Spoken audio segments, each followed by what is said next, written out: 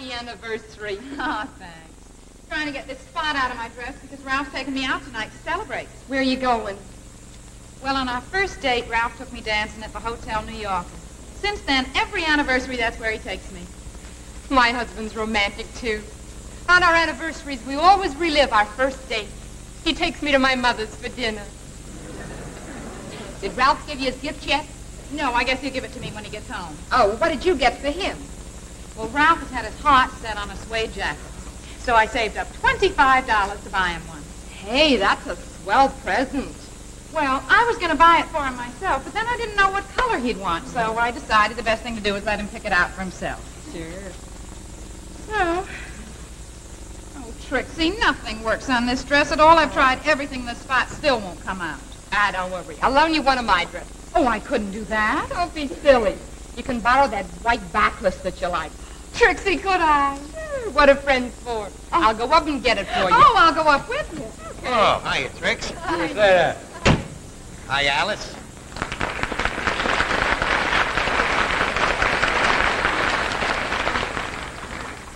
Happy anniversary. Boy, you ought to put one of those kisses in my lunchbox every day to keep the coffee hot.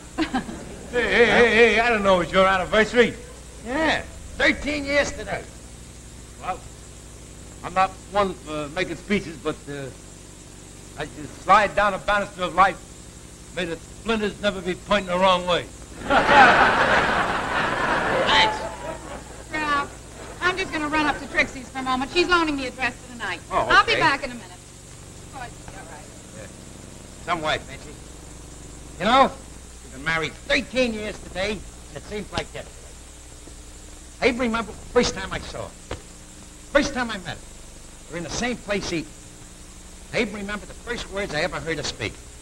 She said, "Hey, Mac, give me a hot Frank and a small orange drink." No, I can remember when I first met Trixie, too. She was dancing in a burlesque show. I used to wait for her, backstage every night. When she come to work, I'd give her a rose. Yeah? Did she wear it? You had to. It was a costume.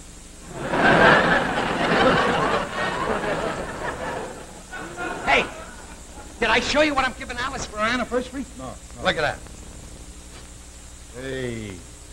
Well, that's beautiful. What is it? What is it? It's a box to keep your hairpins in. It's got a little secret compartment to keep your bobby pins in it, too. Oh. But you know what this is? It was put together with 2,000 matchsticks glued together. You know, the guy that gave it to me told me it was imported. At first, I didn't believe him, but then I turned it over. See, made in Walla Walla. Yeah. I'll tell you this, Ralph. That is something that she wouldn't go out and buy for herself. That's it. Not only that, but it's an antique. The guy told me it's over 200 years old. Hey, wait a minute, Ralph. Over 200 years old. They didn't have matches then. Yeah, that's right. How do you like that? It's more valuable than you thought. Ralph, look at the beautiful dress Trixie's loaning me for the night. Oh, Isn't it lovely? ain't that nice? Come on, Alice. Go in the bedroom. I'll put a couple hooks and eyes on it. Oh, Okay. say, wait a minute. Before you do that, don't you think we ought to exchange our anniversary gifts? All right, Ralph. Wait a minute. Oh. For you, sweetheart. Happy anniversary. Thank you. Gee. Just what I always wanted, money. Now you can buy that suede jacket you've had your heart set on. Gosh, I don't even know what to say to you. Well, while you're trying to think of what to say, while we're exchanging presents, here's something for you, Alice. Oh, Trixie, Happy you shouldn't anniversary. have. Oh, it's nothing. I just wanted to remember you. Oh, it's beautiful. It's a box to keep hairpins in, and there's a secret compartment to put bobby pins in. It's made out of 2,000 matchsticks. Oh, Trixie, I don't know how to thank you. Oh, believe me, it's nothing. I got it at that novelty store that's thrown out of business. You know, the one by the subway station. Oh, Trixie was so nice of you to remember me. Don't make a fuss over it. It's nothing. It only cost $2.98. To tell you the truth, I think whether to choose between that or a set of poppers. Hey, don't give you a gift.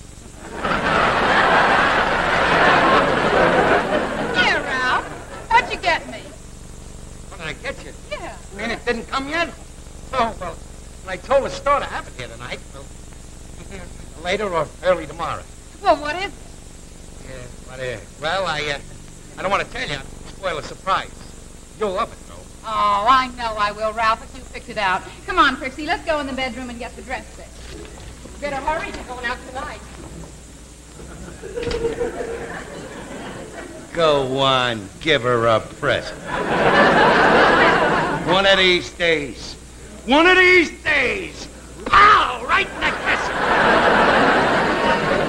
What's the matter with you? You a mental case or something? Well, what are you getting excited about? If she likes Trixie's gift, she's bound to like yours.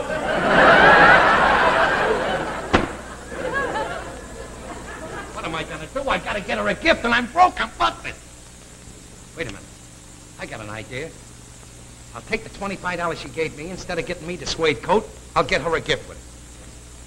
I can't do that. She'll wonder what happened to the suede jacket. I know what I'll do. I'll take this box back to the guy that I bought it from. I'll get the $3 from him.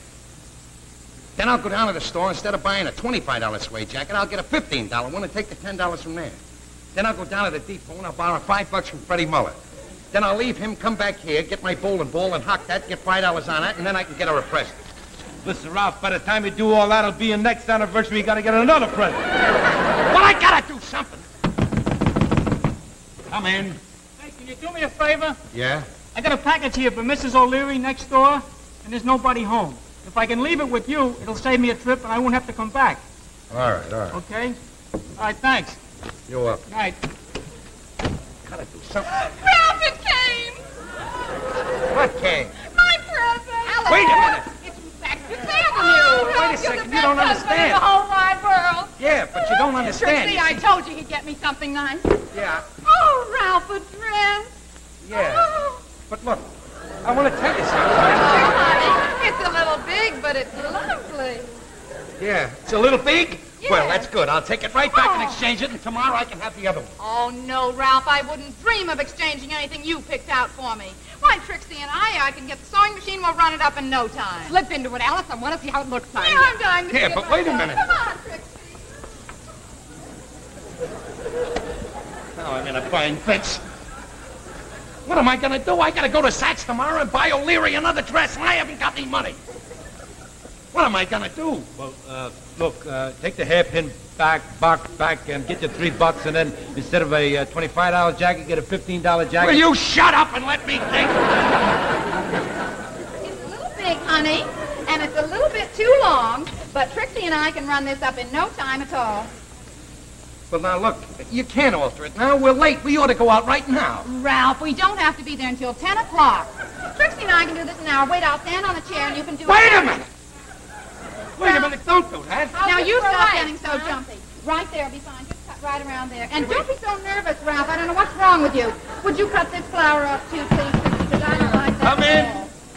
That's it.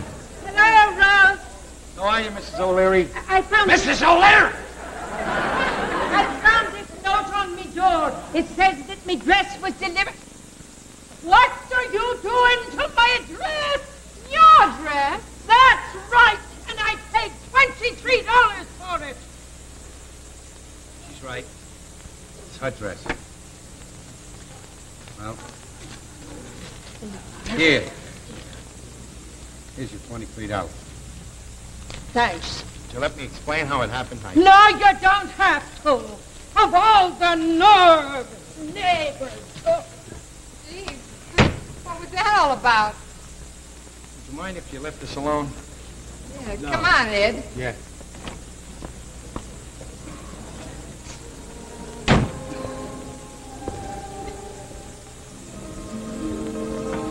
Sorry if I embarrassed you, but it was her dress. The guy just brought it in here, and he handed it to me. You know, the whole she came back, and you come running out. You took it out of my hands, and when I saw how much you liked it, I just didn't have the heart to take it back from you. Well, why, Ralph? You were giving me a gift. I know, but I lied to you. I said it was coming, and it's already here. Well, why didn't you give it to me? Well, it was the same thing as she gave me. Oh, I don't know why, honey, but I love you. Yeah? baby, you're the greatest.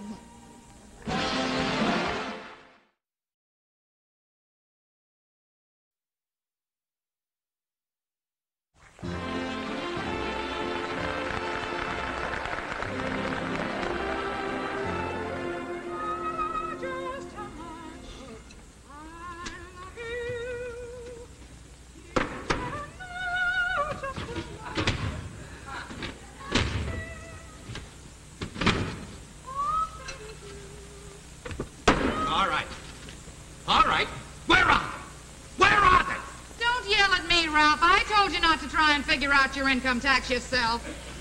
I can do it, Alice. I can do it if it wasn't for you. I told you I got this alphabetical folder to put all the bills in. I look in here and there's one piece of paper in there. And what do you think it says? It's a recipe for crab meat upside down cake. Now listen here, Ralph. I put all the bills right over there on top of the bureau in a very neat pile. Oh, yeah. Sure. They're in a neat pile, all right. Beautiful pile. I went over one of these papers 48 times before I found out it was an old bowling score. Now, what is an old bowling score doing in a pile of bills? I told you don't yell at me. I'm not one of your bus passengers, you know. And furthermore, you don't have to be going through all of this stuff. My brother said he'd do this for you for $1. What does your brother know about income tax? He doesn't even have an income. Oh, yes, he does. Yeah, but unemployment insurance isn't taxable. Don't you talk about my brother. You're no howling success, you know. You and your $42.50 a week. Will you shut up, the neighbors? $42.50 a week. $42.50 a week. One of these days, boy. One of these days. Pow! Right to kiss. Do you want the neighbors to hear everything? Do you want my salary to leak out? Your salary couldn't even drip out. Don't stain me, Alice. Don't stain me, because I'm already stained. And I'll tell you something else. You know, I didn't have to marry you, Ralph Cramden. Yeah? I was already engaged to somebody else when I met you. Is that so? I happen to have met that no-account bum that you were engaged to. Oh, boy. There was a soul. Why didn't you marry him? Everybody thinks I did. Your information, kiddo. My $42.50 would be plenty if it wasn't for your extravagance. My extravagance? I want to tell you something, Ralph Cramden. Yeah? Last week I went to the butcher's and I bought a leg of lamb. The following day we had roast lamb. Then we had lamb stew. Then we had cream lamb. Then last night you had lamb croquettes and I put the rest of the lamb in your box luncheon for today. And this'll show you just how extravagant I am, my good man. What do you want me to do with this? Take it back to the butcher and find out the trade-in value on it? I applaud you. I applaud you. The first lady of the land. They should have made you Secretary of the Treasury. You're so smart. Sit down here and help me with the income tax form. All right. Just let's take it calm and cool with no arguing, just for about 5 minutes. All right, Ralph. It's as simple if you go about it right. They're very plain and understandable. I think that lamb's ready to go.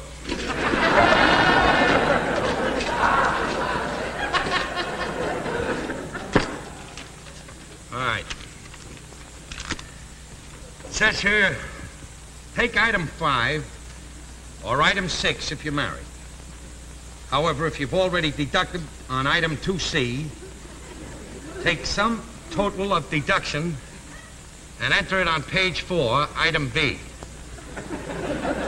Then you add the totals and you enter it as item indicated in item A. Got the answer?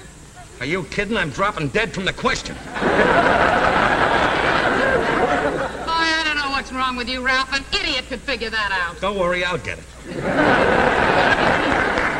Let's see. We'll skip that for a minute. We'll look at deductions. Here you are, bad debts. You can't claim any bad debts. Everybody that owes us money's paid us back. Well, business losses. And you haven't had any business losses. Here's something we might be able to claim. Losses due to fire, theft, hurricanes, or explosions. Ralph, we can't claim that either. In this house, we have not had any fires, thefts, hurricanes, or explosions. They Guess I'm just about the unluckiest guy in the world. Well, I don't know what to do. Taxes the way they are. Everything costing what it costs. 79 cents for a dozen eggs. Why should a dozen eggs cost 79 cents? It takes a hen no longer to lay a dozen eggs than it did when they were 30 cents a dozen. And there's another. That perfume I got you the other day. I had to pay a 20% luxury tax.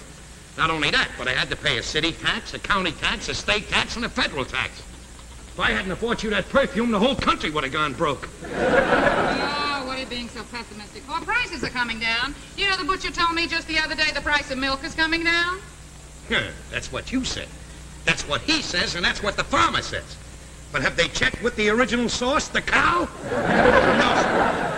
I defy anybody to bring milk down if the cow wants to keep it up.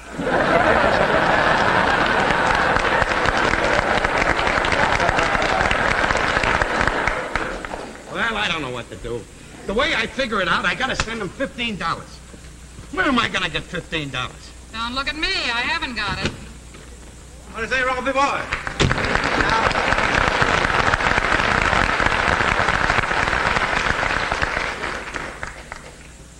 Hey. What? You want to do me a favor? Will you lend me $15? Gee, Ralph, I'd like to help you out, but yesterday I bought a present for Trixie. I spent my last cent. You know how it is with women. Once in a while, you gotta buy them a present to prove you still love them. What'd you get her? New broom. What do you want the $15 for? Well, I'm figuring out the income tax, and the way it comes out, I gotta send the government $15. I don't understand it. I still have to send them $15 after all of that stuff they withheld out of my salary. You know, sometimes I wish they'd keep my salary and let me take home the withholding. Well, don't complain. Everybody's got to pay taxes. The government tries to be just as fair as they can. That's right, Ralph. You got the wrong attitude. The government tries to be very helpful. Take this here, joint income tax. That's very convenient. What's convenient about joint income tax? Well, that way, both the husband and wife can go to prison together. You are a mental case. You were ready for Bellevue. Hey, wait a minute. Maybe you don't have to send the government $15. Let me see now. Maybe there's some deductions you didn't deduct. I looked at everything. There's no deductions. How about medical expenses? It says here, you're only allowed to deduct from your medical expenses if your doctor bills amount to over 5% of your total income for a year. I'd have to get some very serious illness to do that.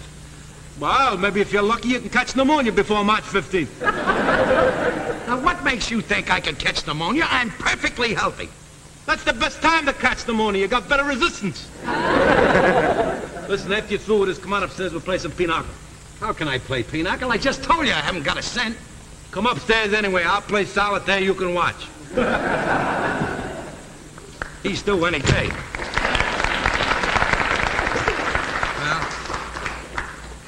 I gotta have $15, and I ain't got $15.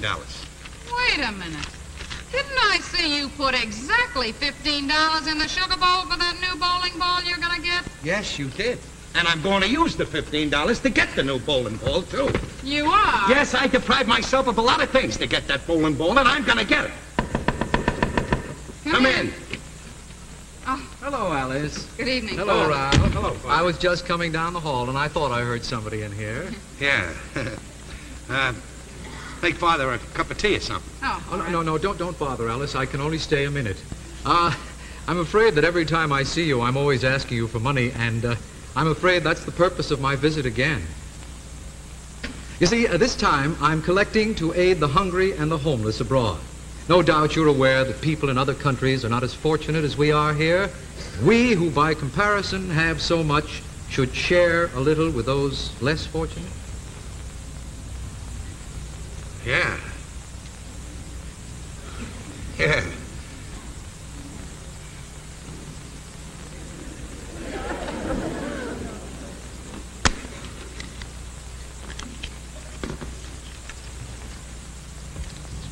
It's, $15. Thank you, Ralph. God bless you. You're welcome. God bless you. Thank you. Of course, this doesn't get you out of coming Sundays. Oh, don't want to be there. Don't worry. He gave the father our $15. What are we going to do about the tax? I'll get it some way. I'll do an extra shift down at the bus depot. You know something? I didn't mean that before, what I said about income taxes. Boy, we should give everything to the government, especially this government. We're living in a great country. This is the greatest country in the world. We got parks for the kids. Everybody's free to say what they think, do, and please. It's a great place. You know something? We're pretty lucky, even though we didn't have a hurricane, a fire, or an explosion. You know something, honey? I love you. Baby, you're the greatest.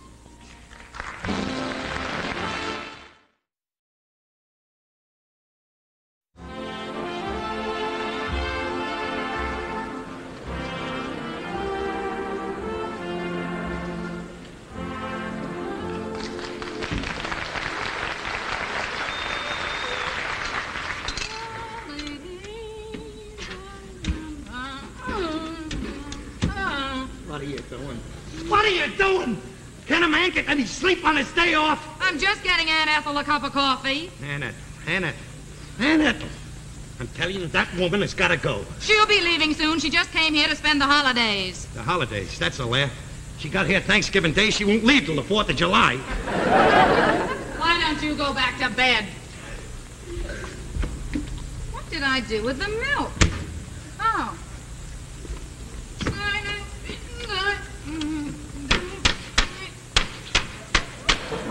What are you doing now?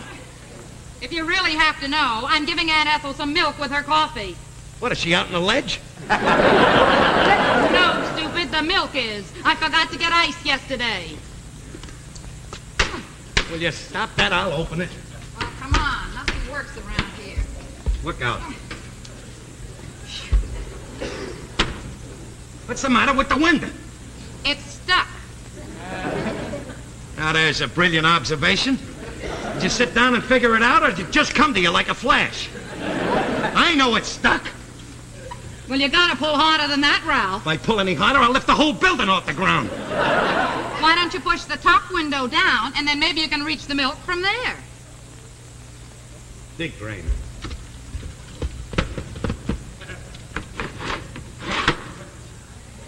Now, look out, you might fall out. Won't that be a catastrophe? Then Aunt Ethel will have to have a coffee black. Look, get me a pot and I'll scoop it up. Here. Oh. Now you've done it, Ralph. Well, tell your Aunt Ethel to run down and lap it up before the cats get at it.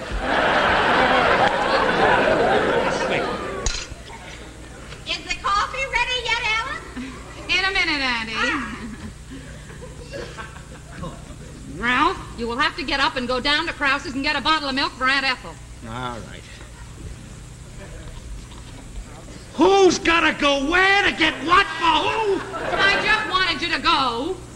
Nobody here is going anywhere but your Aunt Ethel, and you're packing her valise. Will you be quiet? She'll hear you. She'll hear me. Oh, no, she won't hear me. The only thing she hears is when you yell, dinner is ready.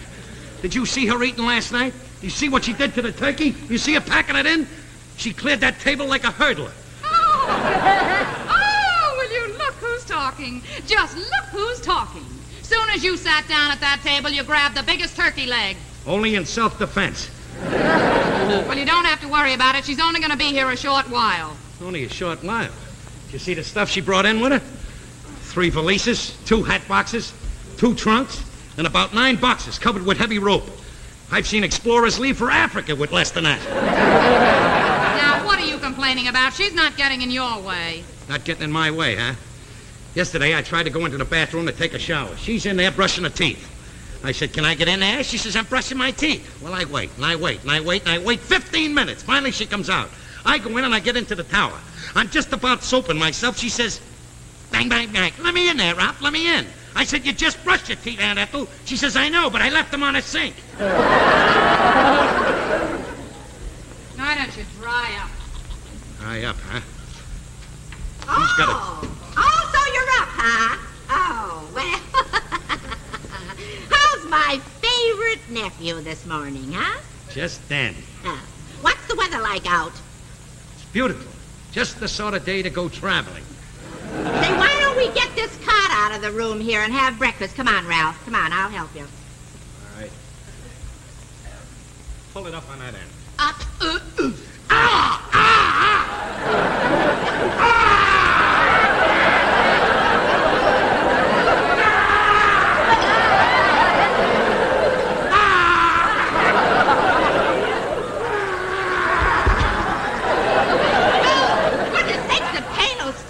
If you just say needles and pins and pins and needles. One of these days, Paul, I got kissed. I'm going in and take a shower. Oh, wait. Would you mind if I go in and brush my teeth first? Let me have them. I'll brush them for you. Well, just go ahead, Aunt Ethel. Ralph's just joking. Huh? That's all right. I won't be but a minute. That's the last straw. She's getting out of here. Now listen, Ralph. I know she's been a bit of a bother. But after all, she's been all alone since Timmy died. When he was alive, she wasn't so lonely. She had somebody she could think about and cook for and care about and look after. Yeah, well, why doesn't she buy another cocker spaniel? I'm telling you, I'm not getting any sleep sitting on this couch. Every night at 12 o'clock, she comes out of that bedroom and walks over to the Frigidaire for something to eat. Then on the way back, she drops some food on my bed. My cot looks like a smorgasbord table. All right. I'll go in and talk to her. I don't know what I'll think of, but I'll think of something.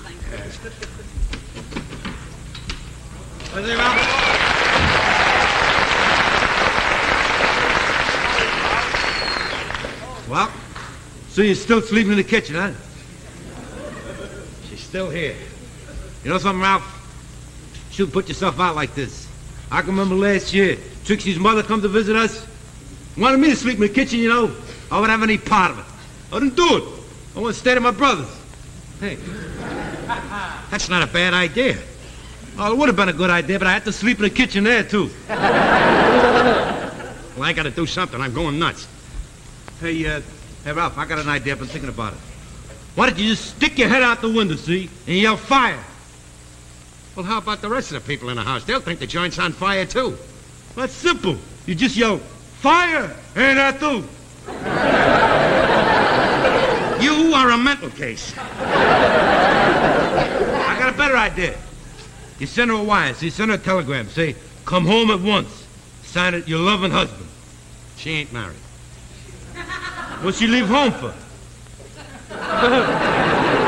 Just leave me alone so I can think. Hey, wait a minute.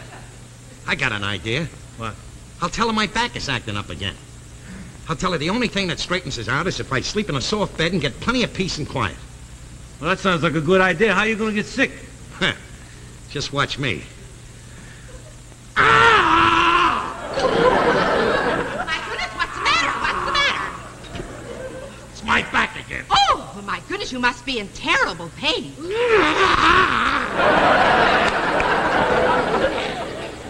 So only one thing fixes it, Anna. I just gotta get in a soft bed and just get plenty of peace and quiet. Oh, well, that settles it. Alice, we'll start unpacking right this minute. Oh, but Aunt Ethel, you just told me in the bedroom a few minutes ago that you were leaving this afternoon to visit Cousin Mildred. Oh, but I can't go now. Oh, no. Why, it's my duty to stay here and nurse poor Ralph back to health again. Oh, yes, what about that soft bed? You know that's a lot of modern fooling around. Now, there's only one cure for a bad back. Now, starting tonight, you are going to sleep right here on this nice hardwood floor. Hey, Ralph, now's the time to yell fire, Aunt Ethel. Will you get out of here? Just trying to help. When you're sleeping tonight, watch out for the splinters.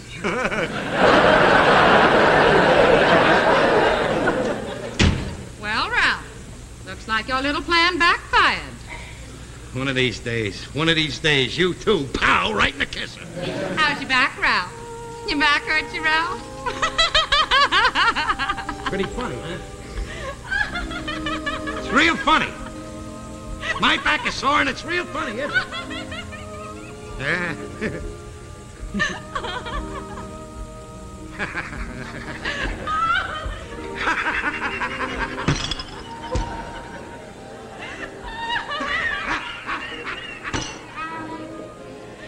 know something, honey? What? You're married to a maniac. Oh, and I love you. You're the greatest.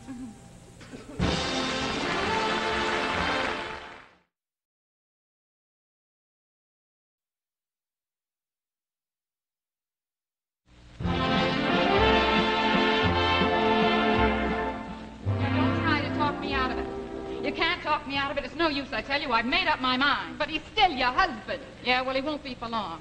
I hate him, I tell you, I hate him. But you loved him once. Yeah, what did I know about love? I was just a young kid full of romantic ideas. Then he comes along and feeds me all that stuff about spend the rest of my life living like a queen. And I believed him. Oh, you don't know what it's been like living with a man like that all these years. Every time he kisses me, I get violently sick inside. Oh, it's no use, I tell you. I've got to get rid of him. But you can't resort to murder. It's the only way out. I'm killing him tonight. Oh, you're wonderful, Alice. You know the lines perfectly. Oh, you're going to be great in the play. Oh, thanks, Trixie. I just hope I'll be as good as you are. Oh, you'll be wonderful. Just wait till Ralph sees you up on that stage. Hey, you haven't told him about it yet, have you? No, Ralph would be furious. Even though the club is doing this thing for charity, Ralph hates to see me get up on a stage. He says I, have no talent and I embarrass him. When he sees you on that stage and you're a hit, he'll feel differently. You know, I haven't told Ed that I'm in this play either because I was afraid he would tell Ralph. Yeah. Oh, these husbands, they're all alike. They never think that you can do anything. Well, and when those two... Oh, excuse me. Yeah. Come in. Here's the medicine from the drugstore. Oh, thanks, honey. Wait a minute. I'll give you a tip. Gee, I don't have any change. Here, how about a banana? No, thanks. I'm not a monkey. Well, how about a nice tangerine? No, thanks. What's the matter? Don't you like fruit? No, it ain't that. See, everywhere I go, I never get money anymore. They always offer me grapes and pears and apples and tangerines.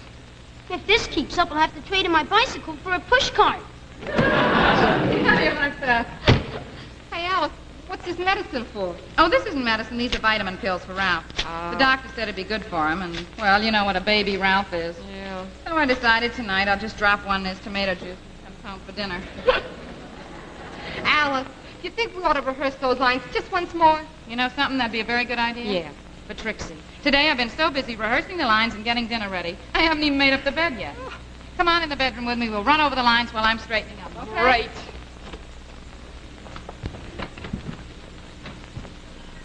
Now, don't try to talk me out of it.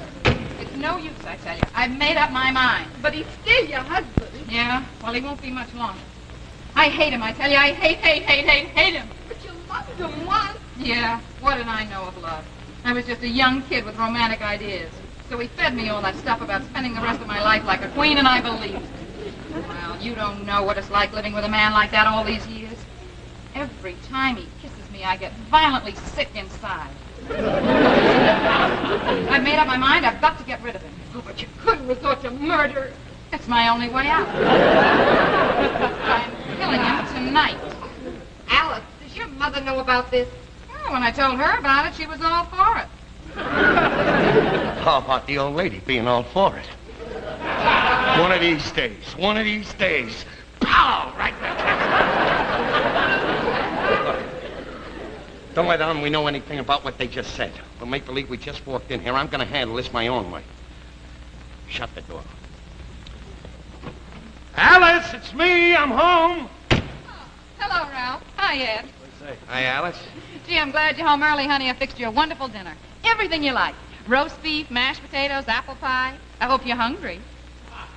I was, but I sort of lost my appetite.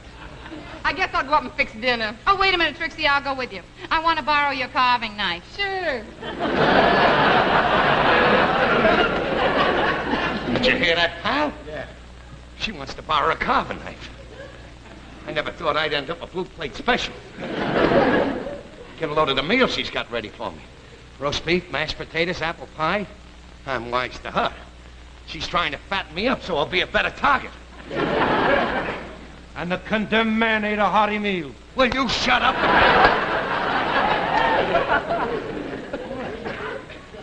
What is she doing this for? I've been a perfect husband all my life. I know I haven't made enough money to take her to nightclubs and buy her fancy clothes and all of that. But I've been a perfect husband. Why should she want to do this all of a sudden? Yeah, you'd think she'd done it years ago. Did you hear what she said about her never loving me? Like when we were first married, she couldn't wait till I got home from work. She was always waiting with my slippers, my pipe, my papers. Waiting at the door, huh? At the door, down by the subway. You know, of all the things she said, the one thing that got me right here was when she said whenever I kissed her, she got violently sick. How do you feel when she kisses you? Oh, I'm still in love with her. Ed, I'm still in love with her. When I kiss her, I get weak, knees tremble, I break out in a sweat. How do you like that? She makes you sick too, huh? I never thought it would come to this. Let me tell you something. You never can tell about marriages, Ralph. Take my brother Willie, for instance. He got married. It was beautiful at first. Beautiful. Just like it is with all newlyweds, you know. Then, as the newness of the marriage wore off and they got into the routine, they didn't like each other. Matter of fact, as time went on, they couldn't stand aside of each other. How long were they married? 4 days. Norton, you're a mental case. Well, I ain't taking this laying down, see? I'm not taking it laying down. I'm not going to commit suicide over this. Oh, that's what she'd like me to do, to commit suicide. I kill myself before I commit suicide. Oh, I think I hear Alice coming down the stairs now. All right, don't crack that we know anything. I want to handle this my way. Sorry I was so long, honey. Sit down. Dinner will be right on the table. Norton, I think you better run along upstairs. I'd like to have a talk with my wife alone. Yeah. See you tomorrow, Ralph. I hope.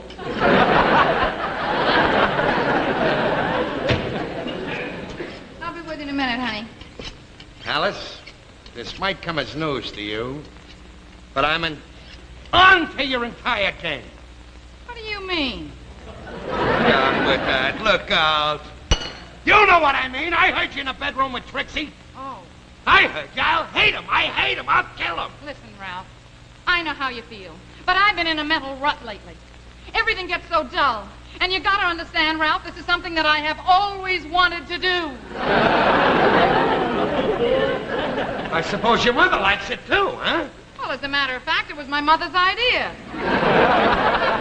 What does your father think of that idea? Oh, he likes it. He said he'd like to buy tickets and see it.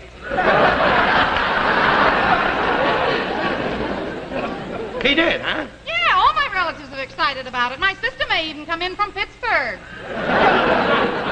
You're pretty cool about this whole thing, aren't you?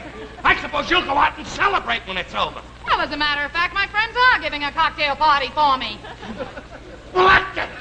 I did it. I'm leaving. Now, listen, Ralph, you just sit down and calm down. Leave me alone. Oh, come on. It's not that important. You're getting all excited. Sit down here and drink your juice.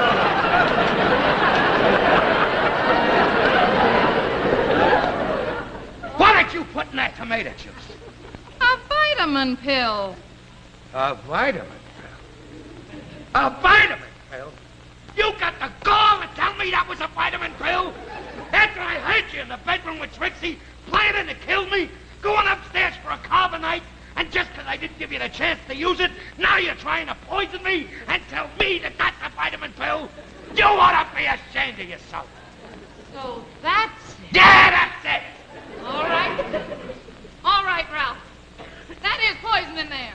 And if I can't kill you, I'm going to kill myself. Wait a minute!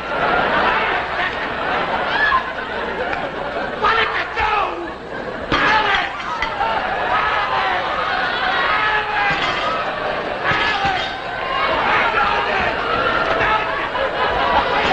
Sweetie! Wait a minute, baby! I love you! I love you, baby! Well, I love you! Because you took the put one killed me, she took poison. Rub her hands, I'll get the first aid book. Alice, I love you, baby. Norton, I'm too nervous. You look up poison. Baby, I love you. You mean everything in the world to me. Please, honey. His copper. I got a copper. Cover my top. What the look up poison? Sweetie, I love you. Here's poison. What does it say? Take the whites of 2 eggs and drink with a mixture of vinegar and milk. Mixture of vinegar and milk. She's getting hysterical. She's going nuts now. Oh, Ralph. Take it easy, baby. Of course I'm hysterical. I wasn't trying to kill you, honey. What you heard was Trixie and I rehearsing lines for the play our club is putting on. Norton, get out. We're going to have a fight.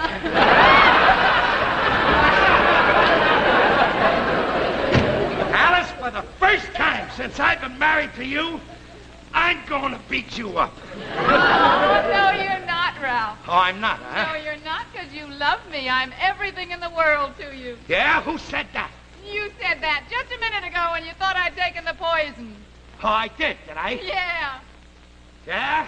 Yeah. Well, I do. Oh.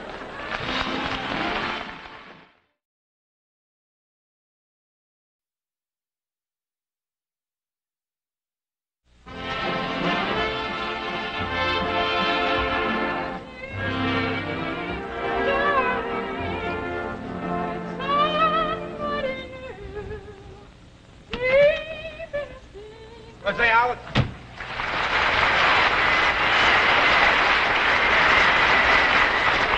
Hi, Ian. Ralph home yet? No, he's not, but I expect him any minute. Oh, thanks.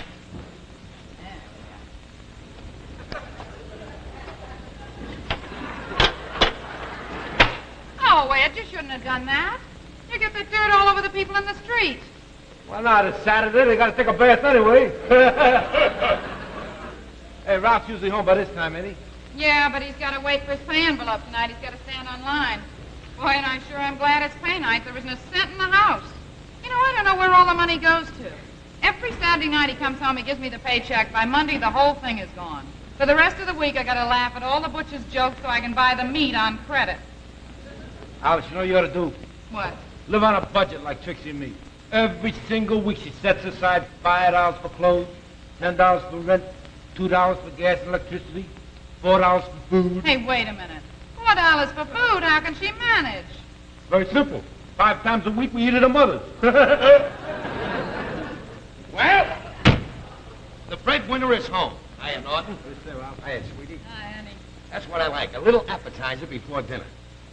Oh, by the way, there is the pay envelope. You know, Norton, I just figured it out. It doesn't even pay me to go to work. You know what comes out of my envelope before I get it? Income tax, Social Security tax, unemployment insurance agency tax. I have to pay the union dues. Then she gets it. She pays the grocer, the rent, the butcher, the baker, and I get what's left. Believe me, if I had a hole in my pocket, I wouldn't even bother to sew it up. Well, I gotta go. I gotta get upstairs. Hey, wait a minute. What was that racket was going on up in your apartment last night? Oh, last night, the Grovens were visiting with us. You know, Charlie and his wife always fight. We're sitting around, you know, having a cup of coffee. Yeah? All of a sudden, Charlie's old lady throws a cup at him. Then she hurls a saucer at him. Then Charlie starts to belt her with a spoon. Before you know it, they're fighting, biting, kicking, scratching. Why did you stop? Why should I? Our television set is broke. I had to have something to watch. Norton, you are a mental case.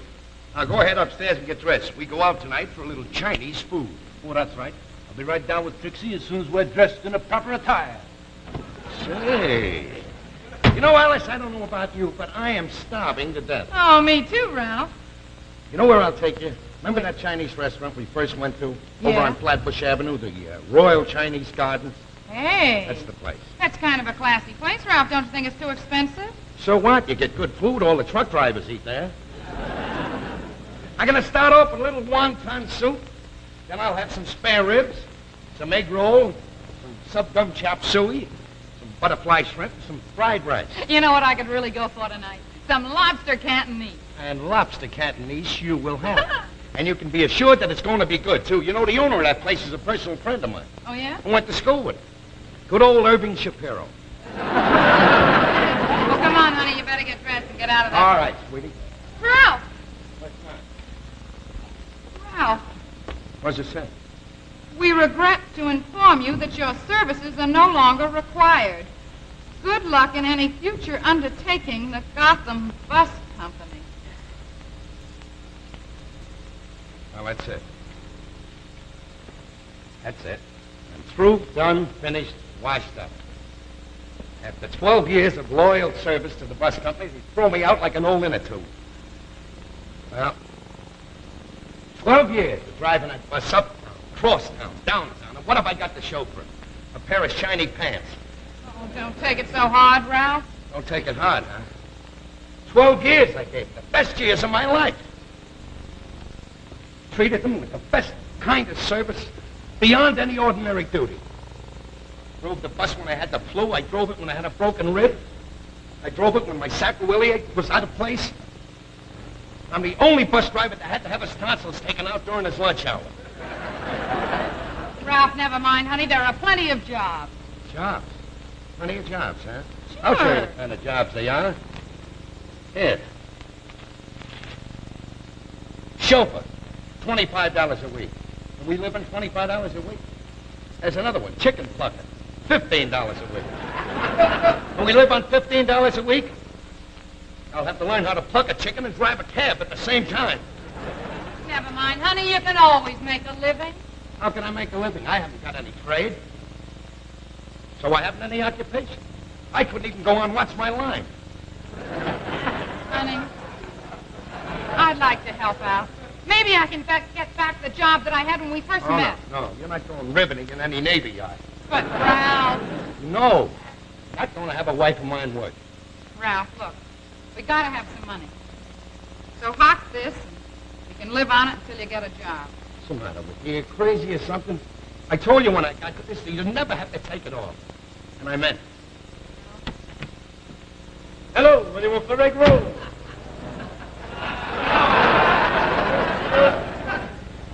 Ed, I think you and Trixie better go along without us. What's the matter? You two been fighting again? Nah, I lost my job.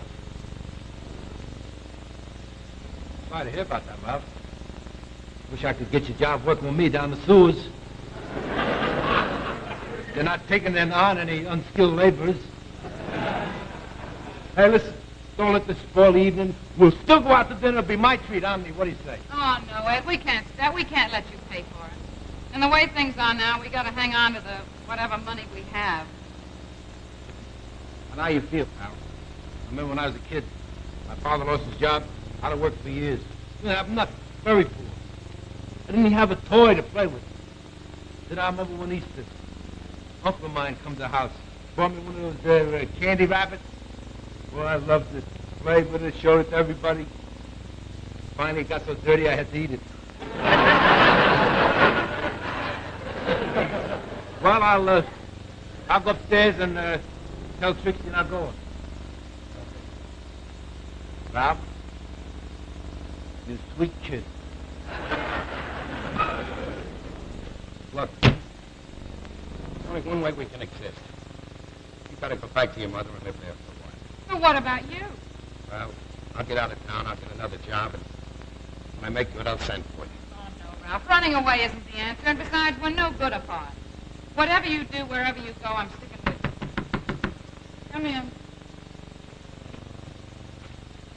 You got a nerve showing up here what after you did to me today? This is the guy that put that little note in my envelope. This is the guy that makes out the payroll for the bus company. What's the matter, Ralph? What are you sore at? What am I sore at? I'll tell you what I'm sore at. There. Well, all this says is the gang's going bowling tonight. If you want to go, I'll be by to pick you up. Yeah, but on the other side it says I'm fired. That's a hot one. We haven't used these forms in years.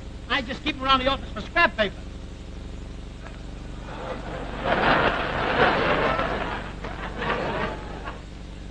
Dutch, I ought to frank you. What did you scare my wife like that? Oh, you're not sore, are you? Well, no, I'm not sore, but I'm not going forward either. I have a very heavy day with my wife. By the way, Dutch, I'd like to meet my wife. I always have. Hi, Dutch. Hello? Goodbye. So. Hey, Norton! Hey, Norton! Get dressed. We're going. Hey!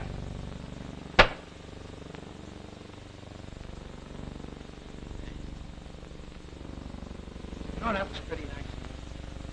You know, about sticking with me and everything. You're just about the greatest. You know that, don't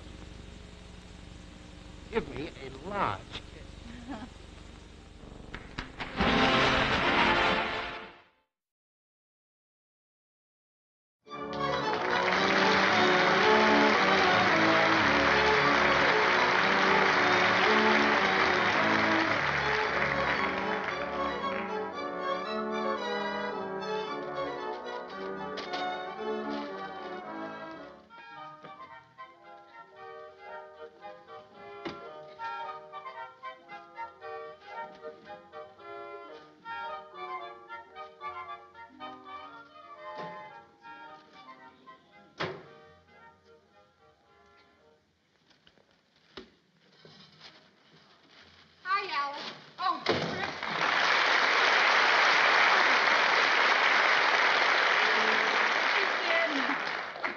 Ralph. I've been looking for a safe hiding place for his Christmas present. Oh. Well, did you find out? Find out what? What Ralph's giving you. Oh, no, it's only Christmas Eve. We always exchange our gifts, Christmas morning. Oh. Would you like to know what Ed gave me? Don't tell me he's given you your gift already. Oh, he couldn't wait to give it to me. Well, what'd he give you? You ready? Uh-huh. An orange juice squeezer. An orange juice squeezer? Oh, this isn't an ordinary orange juice squeezer. This is a statue of Napoleon. Napoleon? Yeah, you see, you squeeze the orange on Napoleon's head, and the juice squirts out of his ears. Well, Trixie, you gotta admit it's different. Oh, it's different, all right. It's downright crazy. Say, Alice, have you got any oranges? I haven't got a one, and Ed's dying for me to try it out. Oh, yeah, I think so. Let's see. Yeah, let's see. Will these be enough, Trix? Oh, that'd be wonderful. Oh, 3 swell. Gee, thanks a lot, Alice. Look, honey, I'll see you later. Huh? Okay. Bye. Bye-bye.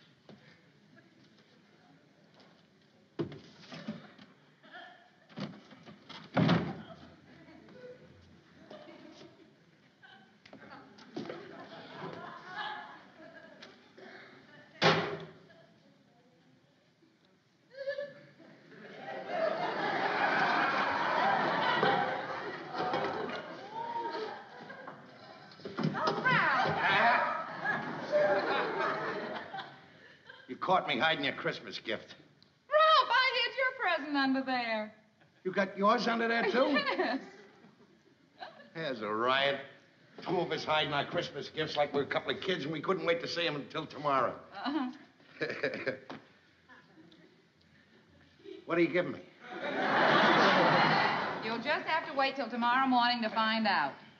Okay, I can wait. No hurry. All right, Ralph. Looks like I'll have to hide your present someplace else. What do you mean, hide it? You don't have to hide it. I'm no baby. I can wait till tomorrow to see it. Well, all right. Look, Ralph, I got to go up to Trixie's for a minute. So while I'm gone, why don't you go inside and wash up? All right.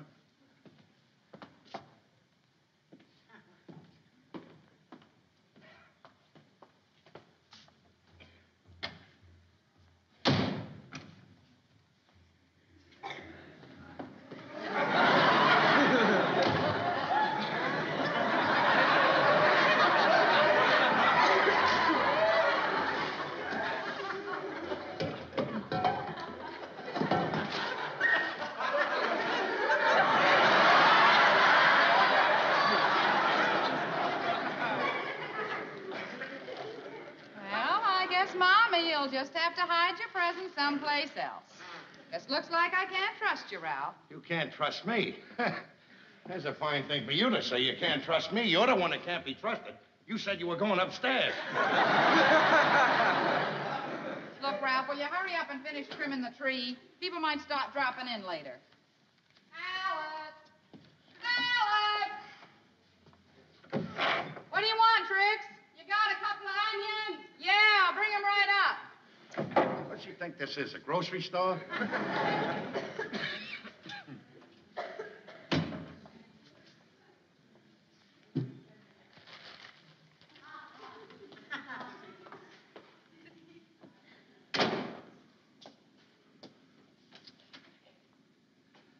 Well, that proves it. That settles it. You had to hide your gift, and I didn't hide mine. That proves just one thing.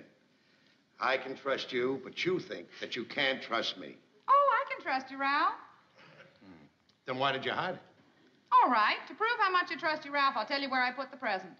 It's in the bedroom closet on the shelf behind my hat box. I don't care where it is. Doesn't make any difference to me.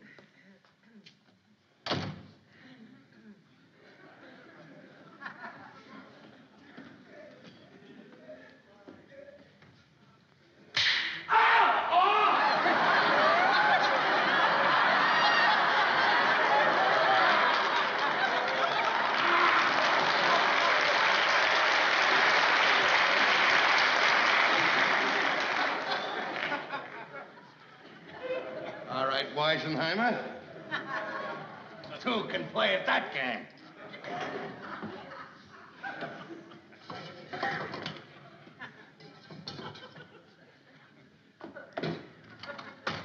Hey, Merry Christmas Eve.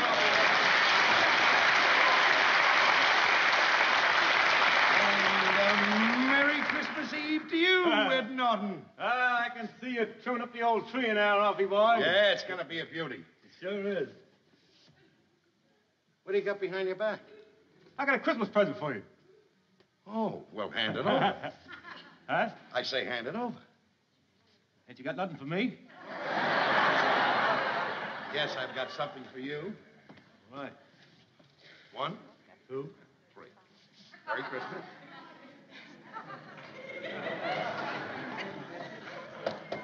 Well, I suppose we both gave us the same thing, a tie. I didn't get you no necktie. You didn't? What's in here?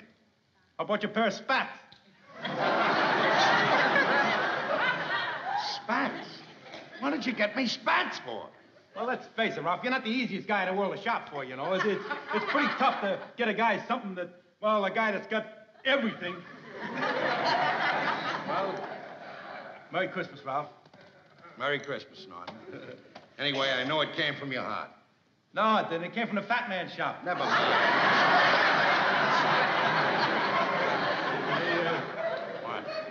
What did Alice give you? Oh, we don't exchange our gifts until tomorrow. Oh, no? Yeah, some kind of a fetish she's got. Oh, yeah. But wait till you see what I got her. Yeah? When she sees this, she flips. Absolutely flips. Where'd you get it? It's under the icebox. Mind if I take a look? Be my guest. I can't wait till she sees it.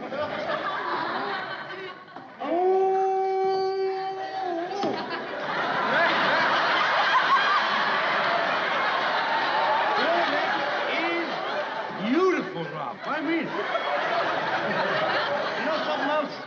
You know, it was a smart idea of yours to put that underneath there because in case accidentally if she goes in there and finds it, she'll just think it's a pan for under the icebox. And it's novel, too, you know. I mean, she's not going to get another present for anyone else like this. She couldn't. No one would have a need for two of those. No. Hi, Ed. What you got behind your back? Oh, nothing, Alice. Oh, come on, Ed. I know you got something behind your back. Ain't got nothing at all. Honest. Ed, I know you're hiding something behind your back. Well, jig's up, Ralph. Merry Christmas, Alice. What's this? Oh, look. It's your Christmas present. Not from me, it's from Ralph. Oh, why don't you shut up? Pay no attention to him. He's a nut. That's always been under there. That isn't the gift. I put her gift way in the bag. Oh. Here.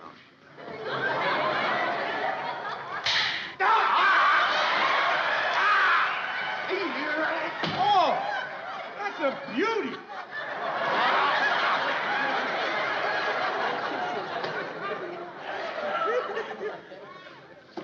That isn't a gift. This is the gift. Oh, I'm sorry, Ralph. Oh, I see now. You hid the present under there, and you put the mouse trap was a clever ruse of yours in case some dope is stupid enough to stick his hand in there. Wait till you see this thing. I can't wait till she sees it. Let me look. There it is. Oh. That is beautiful. Certainly is. What is it? What is it? It's a box to keep hairpins in. See? Got a little secret compartment for bobby pins. Boy, what do I think of next, huh? Yeah. You know, when I bought this thing, the guy told me it's all handmade, you know. It's 2,000 matches glued together. Look at that thing. And he said it was made across the seas, you know. I thought he was kidding me, but right there it says made in Japan. There it is, in black and white. I'm telling you, this is something that a girl would not go out and buy for herself. You say that again. And another thing about this, the guy told me that this is the only one of these in the whole world. That at one time this was in the house of the Emperor of Japan. It was smuggled into this country. No kid. I'm telling you. I just can't wait to see the expression on her face when she gets this. I'd like to see the expression on the Emperor of Japan's face when he finds out it's missing. Listen, if you're so anxious to give her a gift, why don't you do it now? Exchange a gift. Trixie and I done it already. Yeah, but she likes to give the gifts tomorrow, you know. Tomorrow may be too late. The Emperor's probably got a bunch of spies on the trail of this thing right now. Maybe you're right. I'm dying to see the look on her kissing when she sees this. Go ahead. Alice, honey! Oh, come in. Yeah? Oh, hi, Mrs. Stevens. Oh, hello, Mr. Stevens. Merry Christmas. Merry Christmas. I tell you why I dropped by. I'm leaving now for Bayonne to spend Christmas with my sister. And I have a little something for you for Christmas that I wanted to give you. Oh, you shouldn't have. Oh, it's nothing. I just wanted to remember you. Well, I have something for you, too. Oh, well, thanks. Everybody's giving Oh, what do you say if we won't see each other again until after Christmas? We open them now? All right.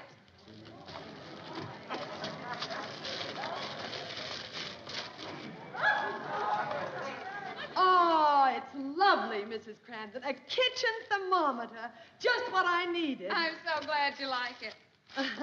Oh, this is beautiful. It's nothing. It's just a trifle. I just wanted to give you a little remembrance. Isn't it beautiful, Ralph? It's a box to keep hairpins in. And there's a secret drawer to keep bobby pins in. Oh. And would you believe it? It's made of 2,000 matches glued together. Oh, well, I don't know how to thank you. Oh, believe It's such a cute gift to give someone. Oh, believe me, it's nothing. If you want to get some as gifts, I got it at that little novelty store that's selling out, you know, the one near the subway station. Oh, yes. Well, it was awfully sweet of you to remember me. Don't make such a fuss about it. In fact, I'm kind of embarrassed after what I gave you. Well, I must be running along. it's an Merry awful- Christmas, everybody. Bye-bye, Miss Stevens. Bye. Merry Christmas, Bye. See, that's a cute little thing.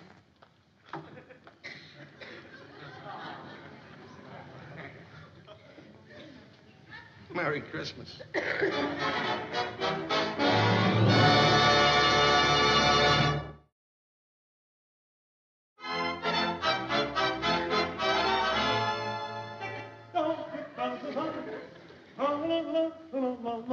This season's to be joyful.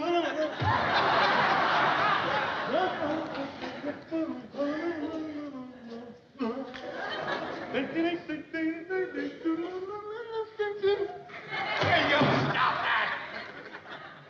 What's the matter with you anyway? What a grouch. Compared to you, Scrooge was a holiday playboy. What have I got to be happy about? Suppose I'm supposed to be happy to think that my wife thinks her husband thinks so much of her that he gives her a gift that some neighbor brings in from a novelty store. Well, don't forget that yours is different. Yours came from the Emperor's palace.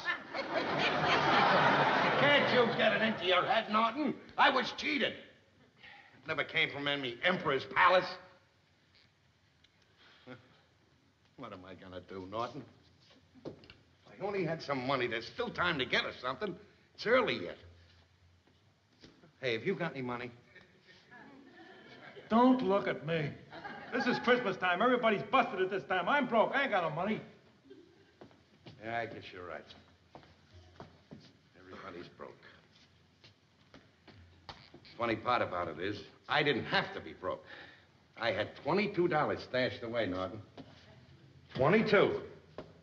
But I had to be selfish and think of myself. As soon as I got the $22 together, right down I went and I bought the new bowling ball. Always have to think of myself. I could have brought Alice a beautiful present with that $22. Hey, wait a minute. I just thought of something. You know those labels that say do not open till Christmas? Yeah? We get some labels, see? Put on Alice's present, do not open till after Christmas, see? Come on, let's get the labels. Well, wait a minute. What good'll that do? Tomorrow's Christmas. She don't open it tomorrow, see? Because you don't give it to her. You sleep all day. Then she's got to wait a whole year before she can open it up again, see? And in the meantime, you can get her another present. You're a riot, Norton. A regular riot. Come in. Hey, Uncle Leo. Merry Christmas, Ralph. Merry Christmas, Uncle Leo. You know Ed Norton. Oh, yeah. Happy Yuletide. Same to you, Mr. Doyle. Same to you. Say, it's good to see you, and I'm glad you came. We got a present for you. Well. Hey, pal. Thank you, Ralph. Thank you. Merry By the way, Christmas. where's Alice? Oh, she went out. She's doing a little shopping. Oh, well, I got a little something here for you and Alice for Christmas, too. Oh, thank you very much, Uncle Leo. Hey, why don't you have some coffee? She'll be back in a minute. No, thank you just the same. I got some more stops to make. Tell her I stopped by. Well, Merry Christmas. Merry Christmas, pal. Happy Yuletide. Nice guy, that Uncle Leo, ain't he? He's a sweetheart. Yeah. Norton, look at this. A $25 gift certificate for Wallace's department store. 25. Oh, This hey, is the fun. answer to all my problems. You and Alice can really get a beautiful present, huh? What do you mean, me and Alice? This'll do it. I'd give a gift for Alice with this. Hey, wait a minute. Just hold the phone. Just wait a minute. If you use this gift certificate to get Alice a present, isn't she going to get just a little suspicious that Uncle Leo didn't give her nothing this year? You don't understand. When Tuesday comes and I go back to work, I borrow the 25 from one of the bus drivers. Then I buy another gift certificate and I hand it to her. I say it slipped my mind when Uncle Leo gave it to me. Now, look, I haven't got much time. I got to get right down. Okay. Listen, while y'all going down there, I'll finish trimming up the trees. Take it easy now. Why, I want to tell Where are you going, Ralph? Oh, I'm just stepping out for a little air. You know who I met downstairs, Ralph? Dum-de-dum-dum.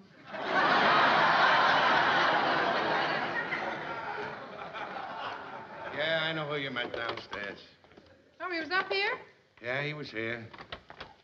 He left us this. Merry Christmas, he said. $25 gift certificate. $25 gift certificate from Tommy Mullins. Tommy Mullen? I thought you were talking about Uncle Leo. Oh, was Uncle Leo here? No. Yeah, he was here. No, I was talking about Tommy Mullins. He's home from the Navy on leave, and I thought maybe he'd run up here to see you. No. Boy, wasn't that sweet of Uncle Leo. Listen, Ralph, I picked up the celery for Trixie down at Krause's, and I got to run up there for a minute. But I'll be right back. All right. I thought you were going out. No, it's too cold out. I'll be right down. 365 days in a year, and that Mullins has got to come home from the Navy. Tough luck, Ralphie boy. Well, I got nobody to blame but myself. It's my own fault. I take $22 that I'm saving up and throw it away on a bowling ball. I could have got her a beautiful gift with that. Wait a minute. That's it. That's it. What are you gonna do? Very simple. I'm going to take the bowling ball, hock it, get the money, and buy her a gift. I ought to get $10, $15 for this thing. Boy, oh boy, you got a knack for getting yourself out of trouble. Just remember, Norton, when there's an emergency, I come out of it. When they made me, they threw away the mold. They had to. You probably broke it.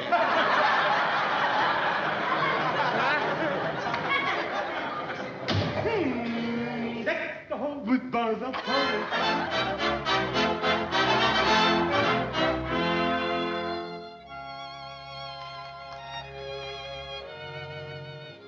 Ralph, Yeah? hurry up, because your breakfast's all ready. Be out in a minute. Okay. Boy, I want to tell you something. Your mother certainly has taste in pajamas. Aren't they beautiful? They are. Mother showed them to me. I knew you'd like them, Ralph. Yeah? Come on, honey, sit down. Look, Alice, before we eat, can't we exchange the gifts now? Ralph, the eggs will get cold. So what? It's Christmas. All right, sweetie. I'll go get your present. All right, I'll get mine.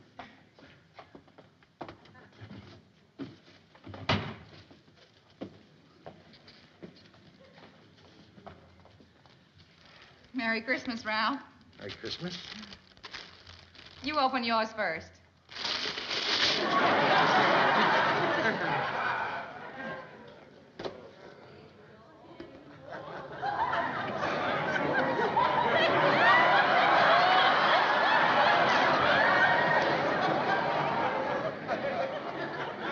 Bowling bag ball. I mean, a bowling ball bag.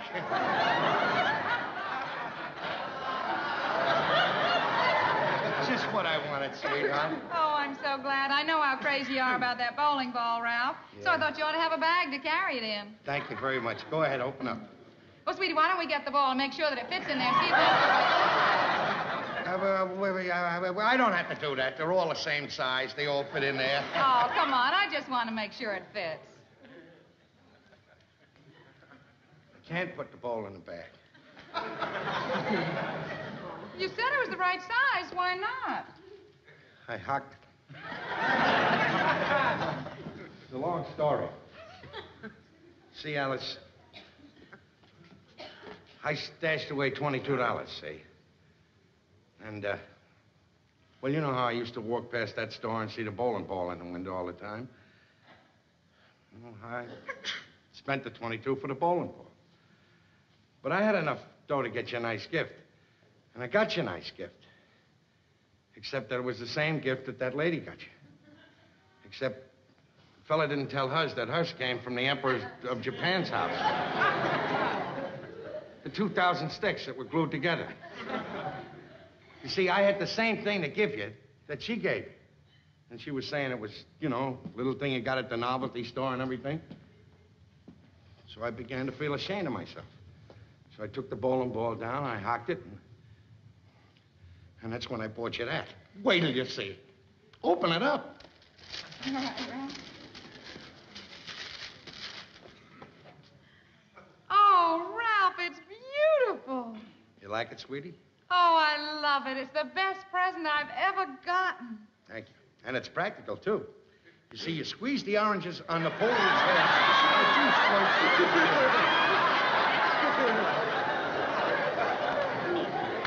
You know something, sweetheart?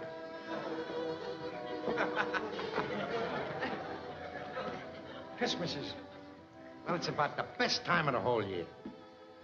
You walk down the streets even for weeks before Christmas comes. And there's lights hanging up, green ones and red ones. Sometimes there's snow, and everybody's hustling someplace. But they don't hustle around Christmas time like they usually do. You know, they're a little more friendlier. They bump into you, they laugh, and they say, pardon me, and Merry Christmas. Especially when it gets real close to Christmas night. Everybody's walking home. You can hardly hear a sound. Bells are ringing, kids are singing, snow is coming down. And boy, what a pleasure it is to think that you got someplace to go to. And the place that you're going to has somebody in it that you really love. Someone you're nuts about. Merry Christmas.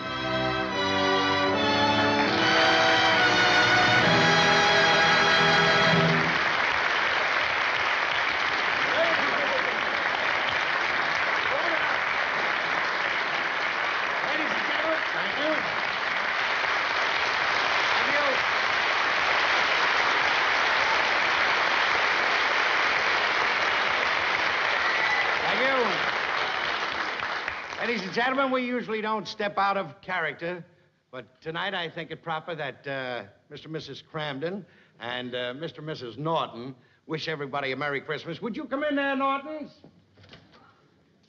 There they are.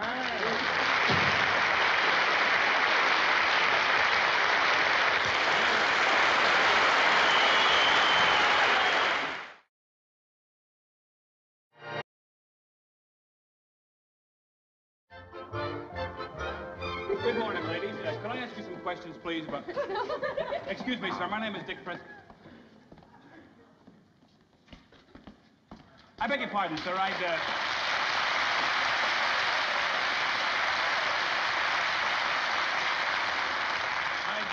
like very much to have a few moments of your time, if you don't mind. I realize both you gentlemen are on your way to work this morning, but my name is Dick Prescott. I'm the questioning photographer. Hey, question photography here. Boy, I read your interviews in the paper every night, boy. Good, I wouldn't miss it. Thank you very much. Right. You had a good question there one night last week. Must have caused a lot of controversy. Oh, that must have been the one on whether or not the UN should outlaw the H-bomb? No, this one was which is more authentic, the Kanazi or the Weehawken style of Mambo? Would you get on with what you want us to do here, because we're a little late as Yes, it sir, is. yes, sir. Well, would you mind answering today's question and letting me take your picture? Well, privilege and a pleasure. Would you like a profile or full face? No, we'll get to that in a moment. First, your name? Edward L. Norton. Edward L. Norton. And your occupation? I'm an engineer. Engineer? In subterranean sanitation. And where do you live, Mr. Norton? I live in the garden spot of the world, Brooklyn, USA. Now, Mr. Norton, today's question is, in your house, who is the boss, you or your wife? I'll be very happy to answer that question. In my household, I am the boss of the household. I think that any man that is afraid of his wife is not a man. And I can't stress this point too strongly, that a husband is the boss. Yes? Don't quote me, because if my wife reads that, she'll kill me. But if I don't quote you, how can I print it? Can't you just use my picture? Well, Norton, you just proved to me something that I've suspected about you for a long time. What? You're afraid of Trixie. Oh, wait a minute. You're in no position to talk to me like that. No. You're not inferring. All I know, pal, is that if he had asked me that question, I would have said without hesitation that I am the boss in my household. I'm the one that gives the orders. I'm the one that makes all the decisions. On the day we were married, I said two things. One, I do. Two, I'm the boss. Pardon me, sir. What is your name? Ralph Cramden. Ralph Cramden. Mr. Cramden, I'm going to print what you just said. Okay? Go ahead. Go. Answer him. Go ahead, big shot. Go on. Go ahead and print it. He's a bus driver, and he lives in Brooklyn. Bus driver in Brooklyn. Now, let me see. Just hold that. Thank you very much, Mr. Cramden. You'll be in tonight's paper. Goodbye, men. What are you laughing at? I'm just picturing what you're going to look like in a French Foreign Legion uniform. Are you trying to tell me that I'm afraid of Alice? I know you. We're buddies for a good long time, Alf. I know you pretty good. Now just take a little advice, get on a phone and call that newspaper and tell them to hold the presses. Stop the presses and don't print that statement. Oh, no. Not me, Norton. That's the kind of a thing you do, but not me. And that's the difference between us, Norton. That's the difference. I am a boss. You are a mouse. Well, I got one more thing to say. I'd rather be a live mouse than a dead boss.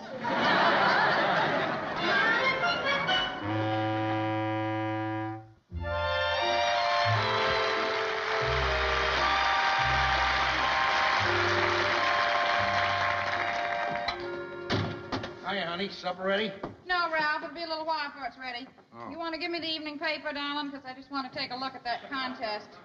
Oh, I didn't bring the evening paper home tonight. Well, you always bring the evening paper home. That's right, I always bring it home. But from now on, that paper is never entering this house. Why? Why? I'll tell you why. I don't like its editorial policy, that's why. Well, Ralph, what's wrong with its editorial policy? They just cut out Orphan Annie. Now listen, Ralph, you know perfectly well that I've been following that puzzle contest. Well, never mind. It'll be a little while before supper's ready, so I'll just run down to the corner and get one. You will do nothing of the kind. That paper is not getting into this house, Alice. There, Ralphie boy! Picture that paper, there it is. Everything you said, word for word. Look Ralph, at that. picture, what did he say? Didn't the head of the household show it to you? There it is, right in there. Out! Get out!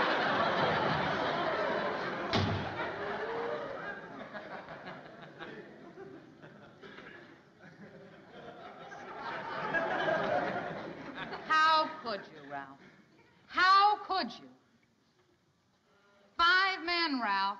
5 men man answered this question, and you were the only one to make an idiotic statement like that. Why, Ralph? Why? Because I was the only one brave enough to make that idiotic statement. That's why.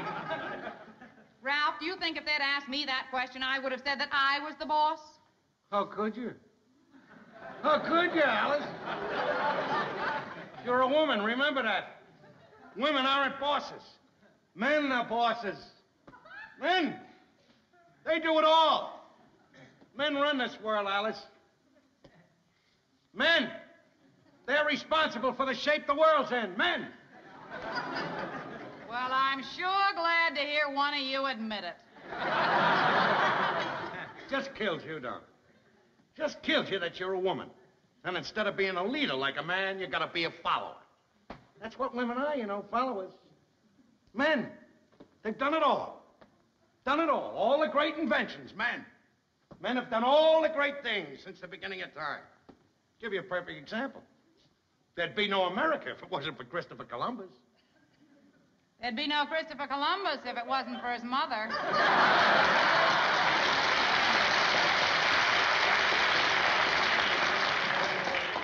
Now, I'm going to tell you something, Ralph. I am never going to refer to that ridiculous article again. But I want you to understand something once and for all. There never was and there never will be a boss in this house.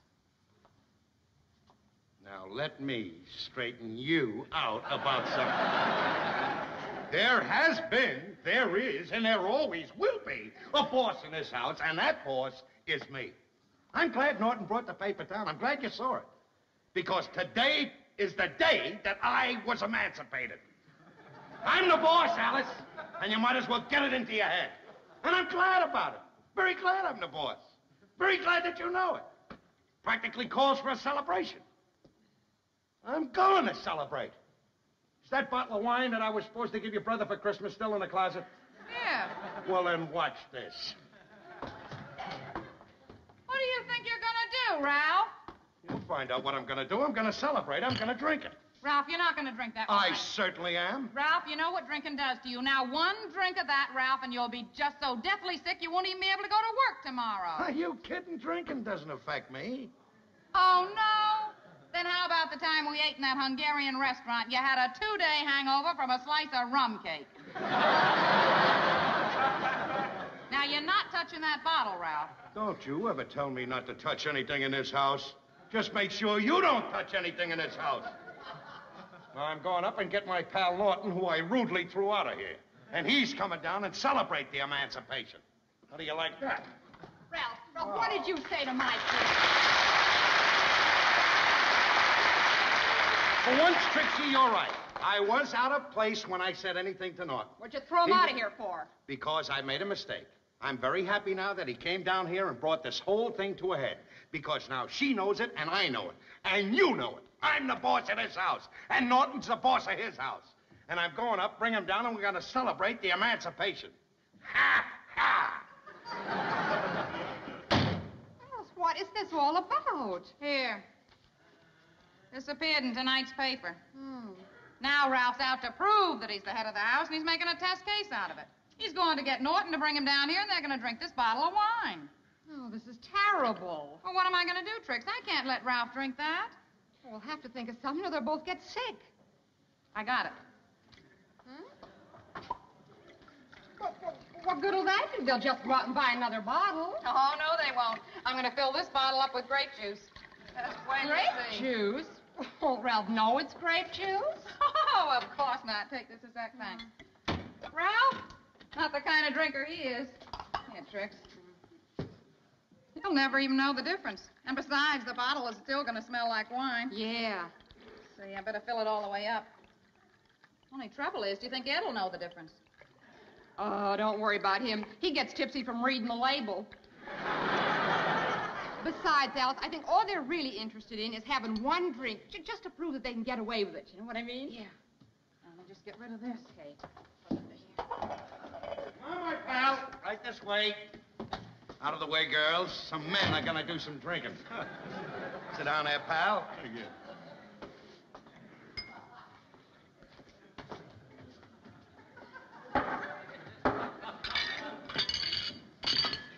Clear the field.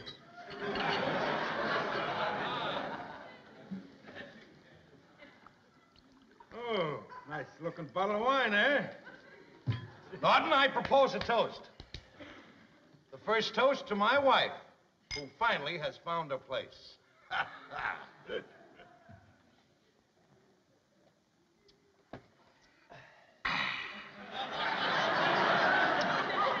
Little strong, but good.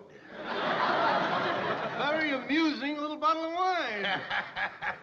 I would like at this time to propose a toast. May I pour? To my wife. To I Trixie. don't know why we haven't done this before. As we say in the sewer, here's mud in your eye. Well, I guess you girls are learning something tonight. Trixie, could I come up to your apartment? I just can't stand seeing my husband destroy himself. You are so right.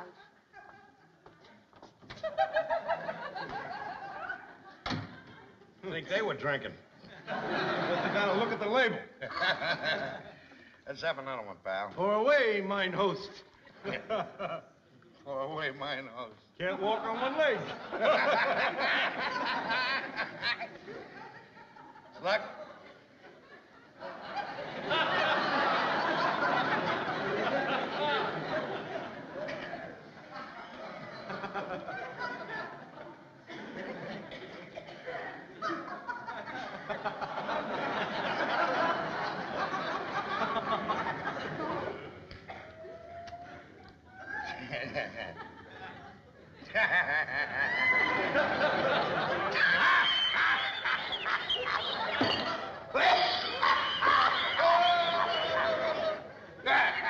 What are you laughing at? What are you laughing at? What am I laughing at? What am I laughing at? I forgot what I was laughing at. Yeah, what's the difference as long as we're laughing? Pour out another one now.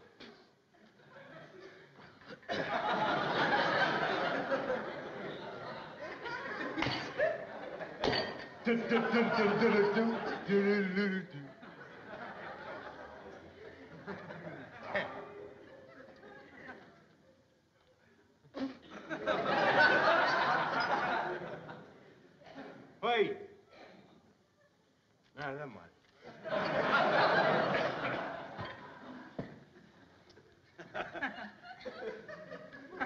What do you say, Ralph, that we rip into a little song? Oh, son, I'm feeling beautiful. You know why I'm feeling beautiful? What? I'll tell you why. I can't wait to see the face on Joe Fencerblow tomorrow when I go to work. Ever since the night we were playing poker, I know. and I had to leave early, and he says he's got to leave early because his wife won't let him stay out. You remember that? How? Sorry. No, I mean, Wait till I see him a butt tomorrow. driver, but Joe Fencerblow. Wait till I see him tomorrow. That's the thing. Don't let you get upset. All over Joe Fencerblow. He repeats everything. He hasn't got a mind of his own anyway. Here's to that poor, misguided soul, Joe Fencerblow. Joe Fencerblow. Hey, son. He sure is.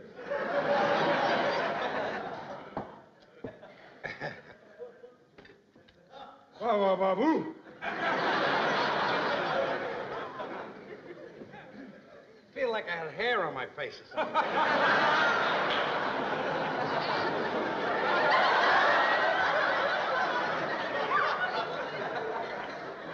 Either that's wine on the table or somebody was just stabbed upstairs.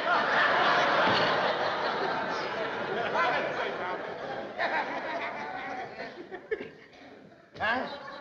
Little song. The song? That one that was always good for you. All right. I had a dream, dear. Wait a minute. We might as well do this right. I got a pitch pipe in the bedroom. Go get the pitch pipe. Go get the pitch pipe.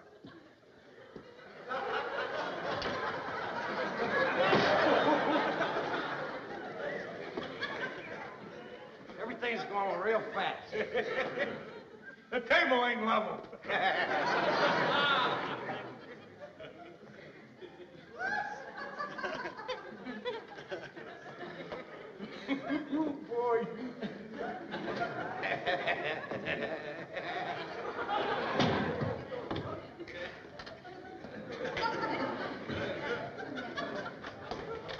Somebody stole the bet. You don't need anything, Spike. I had a dream, dear. You had one dream. You walk.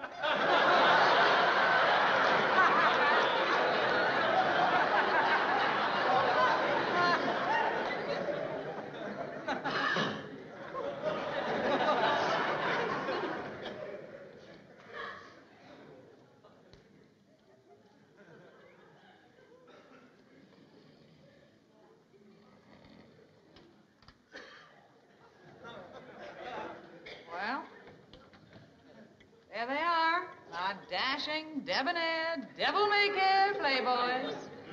It just shows you what the power of suggestion can do. Yep, 100 proof male ego. Alice, a toast. I give you our husbands. A toast. You can have them. Yes. Oh, man.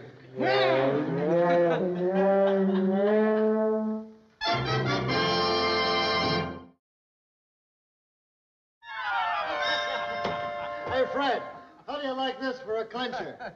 The day I got married, I said only two things. I do, and I'm the boss. Did I have that Crampton figured wrong? I didn't think he had the nerve. Is he working today? Yeah, he always works half a day on Saturday. Harry, I gotta hang around here and shake his hand. Yeah. I tell you. Hey, fellas. Oh, Ralph around. I'm supposed to meet him here. Norton, you're just the guy we want to see. Right. Yeah, give us a lowdown. What did Cramden's wife do when she read the newspaper? I'm very happy to announce that in his house, Ralph Cramden is king. Oh, she crowned him? No. On the contrary. He proved to me last night that in his house, his word is law. No kidding. Yeah. I saw it with my own eyes. I heard it with my own ears. Oh, boy, do I want to shake the hand. hey, I'm very proud to shake the hand of the man who said what you said. Thank you. Courage. I tell you, I really mean it. You're twice the man I am, Ralph. Yeah, with about 20 pounds left over. Well, I didn't do anything any other brave or intelligent man would Now, do. you keep punching. You keep So punching. long, Ralph. See you Monday. on Monday, huh? Bye, boy. Nice couple of chaps, those guys. I tell you, they admire you, they worship you, and deservedly so. Yeah. Boy, you know what? I'm glad I only have to work a half a day today. What a head I got. Yeah, I had a little hangover myself. I couldn't hardly get my head through the manhole, Fortunately, when I got up this morning, there was something in the icebox straightened me right out. What? Cold grape juice. I gotta remember that for the next time. Yeah. It wasn't bad at that, though, was it? Hey, I got a news flash for you. I'm gonna play a little pool with you this afternoon. This is Saturday afternoon. I thought you went shopping with Trixie on Saturday afternoon. I don't care when it's Saturday afternoon. I told Trixie to go shopping by herself. I'm going to play pool with you. I said you either like it or you lump it. Very good, pal. You're beautiful. She lumped it. Hey, hi, Norton. Hey, Wendy. Joe Benstable, just the guy I wanted to see. By any chance, did you read the paper last night? Yes, I did, Cramden. You got away with some kind of a fluke. But before I believe that malarkey I read in the paper, you got to prove it to me. Well, I always wish there was something right now I could do to prove it to you. Well, there is a way. A very simple way. If a guy's really the boss of his house, it isn't any trouble for him to call up his wife and tell her he's bringing home a friend for supper. Is that all you want? $10, you can't do it. You got a bet. Oh, yeah, I'd like a little piece of that. I got another 10. All right, you. Now, what would you like to have to eat tonight? Oh, I'm not a fussy man. Just some soup, roast chicken with stuffing, rice, a little salad on the side, and a little dessert and coffee. You got it, pal. Be there at 6. 6 o'clock. I'll see you. That's the easiest money we ever made. You can say that again. Now I got to call up Alice. She's over her mother's. Go ahead.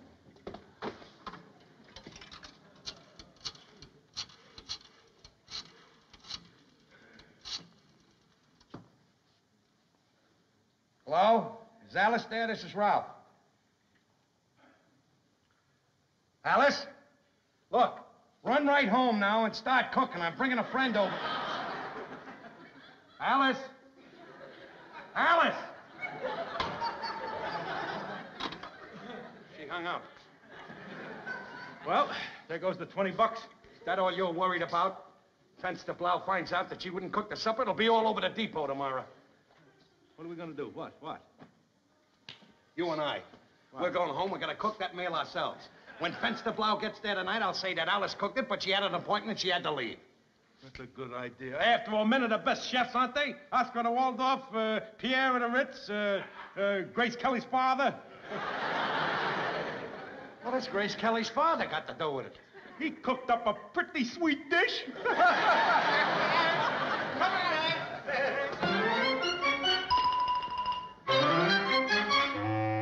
How's the chicken coming?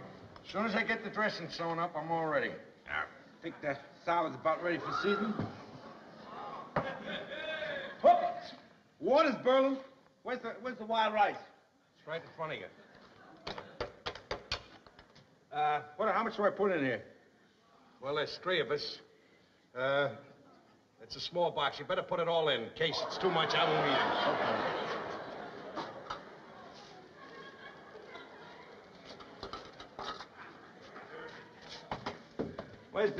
Where's the spoon or ladle or something? Oh, there's one on top of there. I'll get it.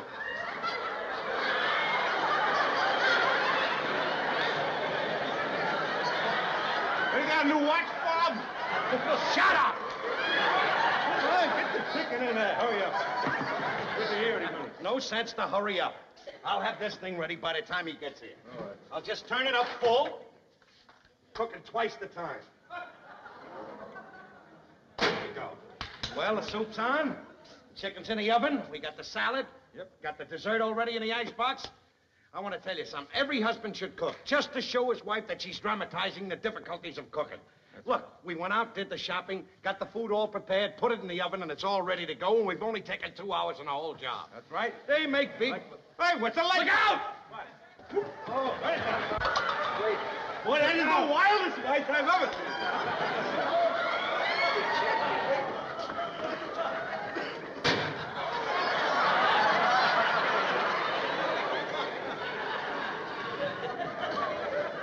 Well, Martin, our goose is cooked. Chicken is a little well done, too. Ralph, what is this? What happened? Tell the Fenster Blau I'll settle with him on payday. Hello, Alice. All right, here it is.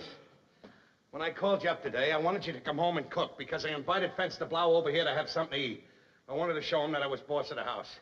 But when you hung up on me, there was nothing to do but me to come home, cook it, and say that you cooked it when he got here. All right, Ralph. Did it ever occur to you that if you'd asked me to cook supper instead of ordering me to do it, that I would have been very happy to cook supper and you could have had him over here?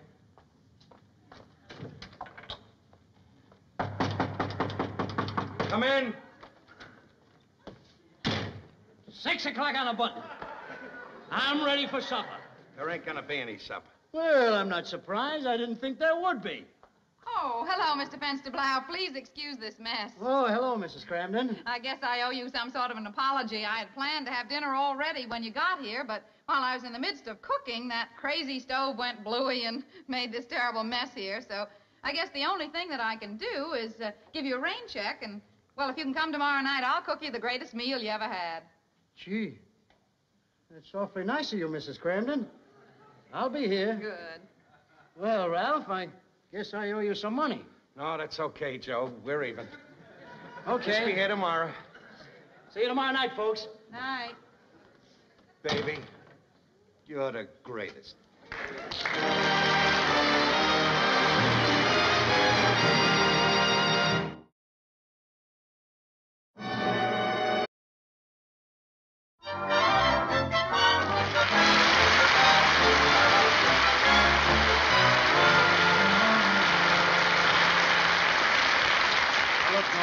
Will you make this quick? I want to go home. I'll make it quick. I just want to go in and say, hey, who was the guy that waved to you in the lobby out there? Oh, that guy. That was Bill Davis. I never did like that guy, ever since I know him. I haven't seen him since we were kids. You don't like him, huh? No, I don't like him. Well, you sure gave him a fast brush. Well, he's one of those loudmouths, you know. Always tell him how good he's doing. If he's doing great, he never lets you hear the end of it. And 10 to 1, if he's doing good, he'd get the news to Alice. Alice? Yeah, when we were kids, the both of us courted Alice at the same time. Oh, Well, come on, will you? It's getting late. I want to get home. All right. I just want to go in and see Slugger Simpson. I mean, after all, he was nice enough to give us the tickets to the fight. How would he feel if I didn't go in there and congratulate him? Congratulate him? How can you congratulate a guy that got knocked out in the first round? You wouldn't talk that way if you seen him fight 3 weeks ago down there at Ridgewood. He was fighting McHenry. Oh, boy, he was bobbing and weaving there, giving the old one, too. I'm telling you, he threw so many punches that McHenry thought he was fighting an octopus. Oh, I'm telling you, he was a different man that night. He won, huh? No, but he didn't get knocked out till the second round. You please go in. I'll go in there and say hello to him instead of waiting. I'll be right out. All right, make it as short as the fight. All right. Hey, Ralph! Boy, this is luck. After I lost you in the crowd, I figured I'd never see you again. Hiya, Bill. You see, the reason I had to run down here was my friend was anxious to see one of the fighters that was on the card tonight. Well, certainly it's nice seeing you again. Oh, nice to see you, Ralph, after all these years. Tell me, how's Alice? Oh, she's fine, fine. You know, in the old days, if anybody would have said that you and I would be shaking hands and talking friendly, we would have thought they were crazy. Yeah, we had a lot of fights. We certainly... Well, we're grown up now. Yes, sir, we certainly had some buttes. Yes, sir, we had some buttes. What are you laughing at? I was just thinking of the thing I wrote in your autograph book. Boy, you were sore about that. Today, it's something to laugh at. What thing in my autograph book? Some kids are small, some kids are tall. Fatso Cramden is the only kid who walks down the hall, wall to wall.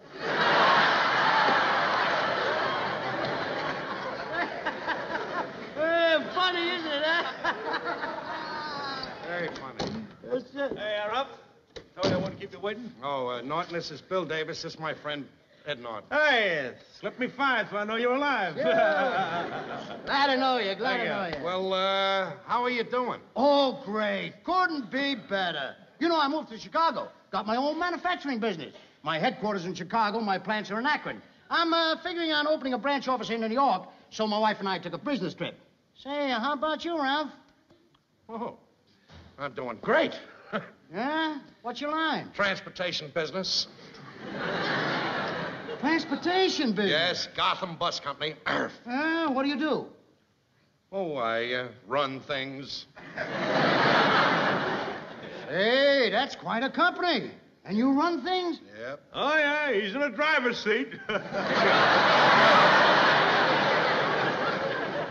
Well, I'm real glad to hear how well you're doing, Ralph. Yep. I'd sure love to see it for myself.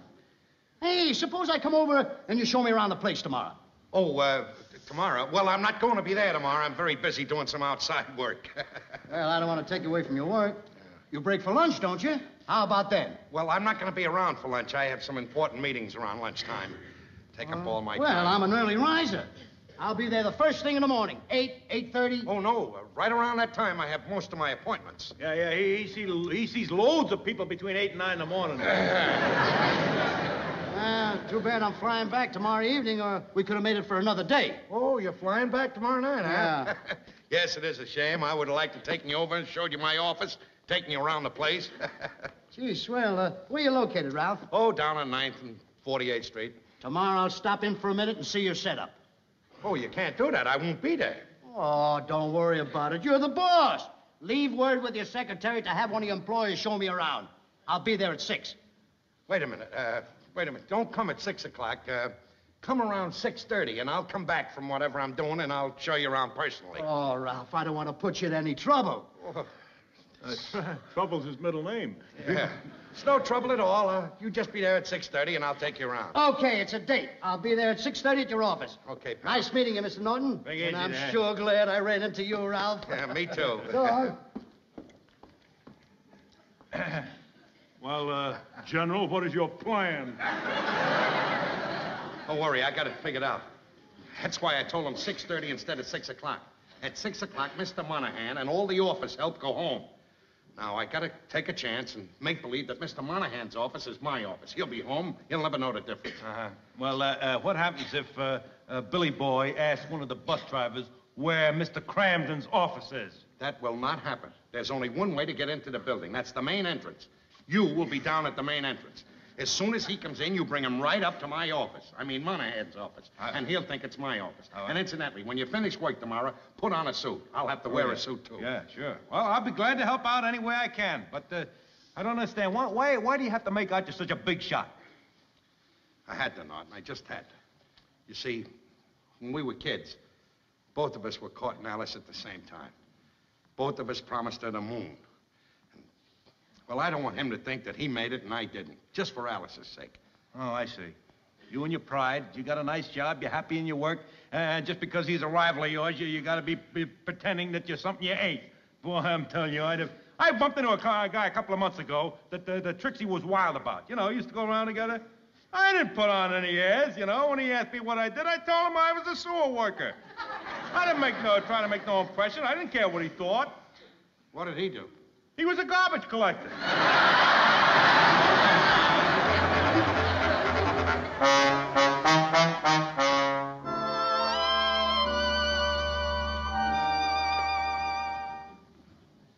Hello, this is Mr. Monahan.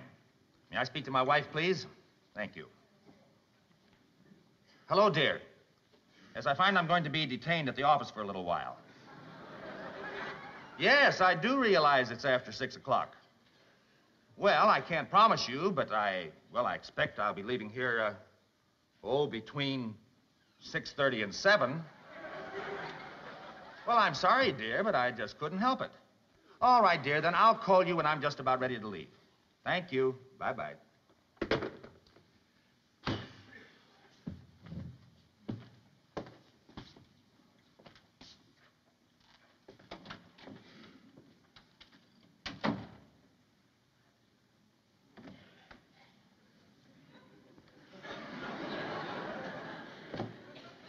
Come on, Norton, step into my office. There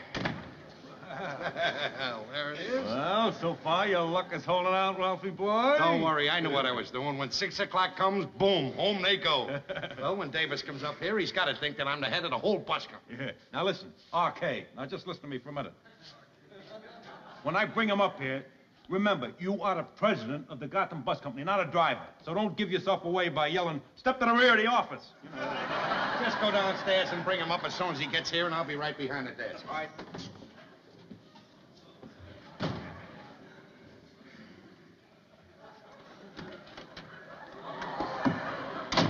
Camden. Hey. Well, what are you doing here? Well, what are you doing behind my desk? Wait. Listen, come, Crandom, now. What's the explanation for this? Well, you see, I come up to talk to you about a little business, and I was looking at your chair, and I thought I'd sit down and see how it feels to be boss. Well, from now on, let's see if you can possibly avoid playing kowtow to your whimsy. Now, what was it you wanted to see me about? Wanted to see you about?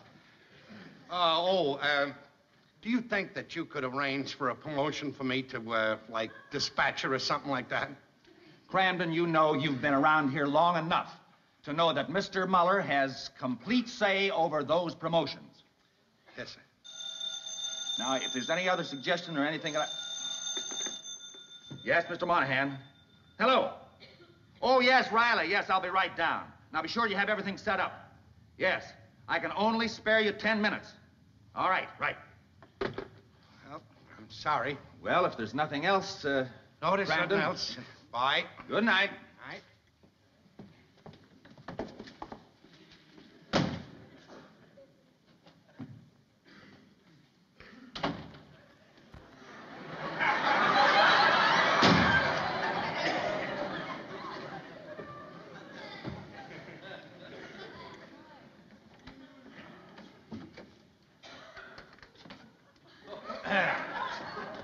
Right this way, sir.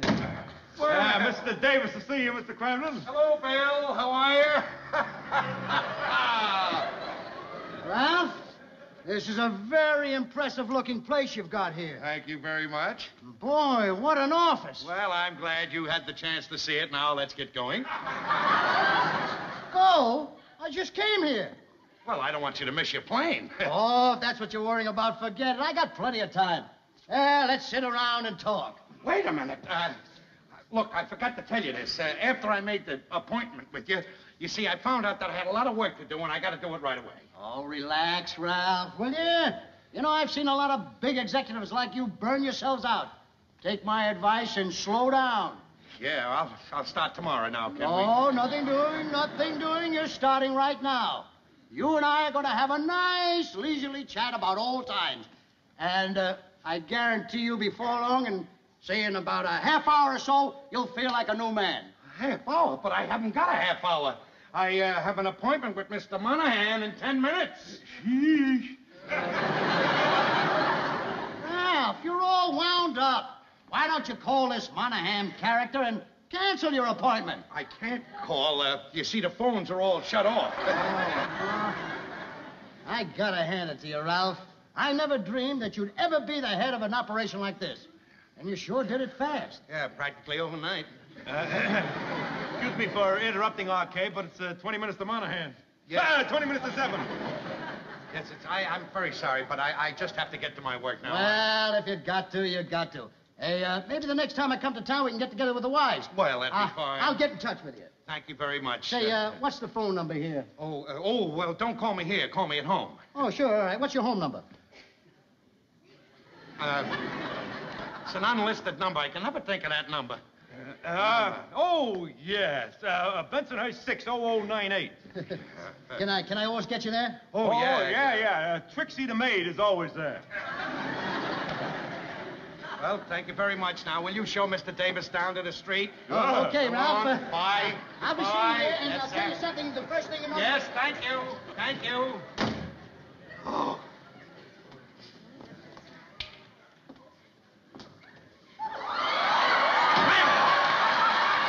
What are you doing in here? You're right. You're absolutely right. Muller's the man to tell me about the promotion.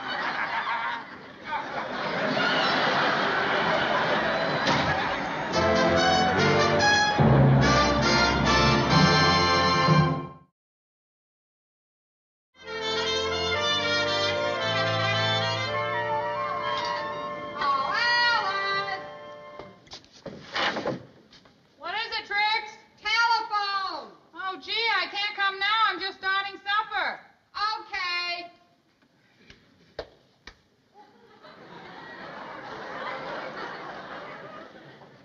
Hello? Yes, it is. Who? Bill Davis. Well, when did you get into town? No, Ralph didn't tell me. Oh, you saw him again this afternoon? No, he's not home yet. Well, this certainly is a surprise. Well, what are you doing in town? When am I going to get a chance to see you and meet your wife? Oh, well, I'm sorry your flight was canceled, but I'm glad it'll give us a chance to get together. Yeah, you want to come over here? To our house? Well, if you'd rather not, sure. Oh, that'd be wonderful. Yeah, I know Ralph would be delighted, sure. Yeah, that'll give us plenty of time.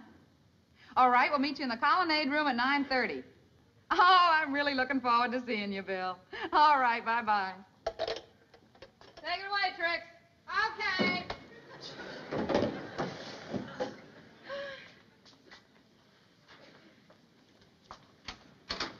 Hi, sweetie. Oh, hiya, Ralph. I just talked to Bill Davis. You talked to whom? Bill Davis on the phone. You did? Yeah, how come you didn't tell me you met him at the fights last night? Well, when I got home, you was asleep, and then this morning when I got up, I forgot about it. He didn't say anything, did he? Well, just that he saw you at the bus company this afternoon. Why? Oh, nothing. Nothing. Gee, he must surely be doing well, Ralph. Well, he says he is, yes. He invited us to have dinner with him tonight with his wife. That's impossible. He's flying to Chicago tonight. No, he's not. The airline's just canceled his flight. And he's so glad that they canceled it, Ralph, because it'll give us all a chance to get together. Wait till I tell you where we're going to have dinner. The Colonnade room. We are not going. Why not? Because we're not, that's why. You know what kind of a place that Colonnade is, don't you? Well, Ralph, I've heard about it for years. It's supposed to be a very fine, exclusive restaurant. Is that so? Well, that shows how much you know about it. Just so happens that it's the most expensive restaurant in the whole world. What do you think it costs to eat there? If it costs a cent, it must cost $3 a person. Ralph, Bill invited us. He doesn't expect you to pay for anything. Besides, he was down at the bus company. He knows you're a bus driver. I'm not going. Now, listen, Ralph. Bill was nice enough to invite us, and I accepted his invitation, so we have to go. Besides, we never get a chance to go to a place like that, and we haven't danced together in years. You want to go dancing? Okay, tonight I'll take you to the Hong Kong Gardens. Dance all you want.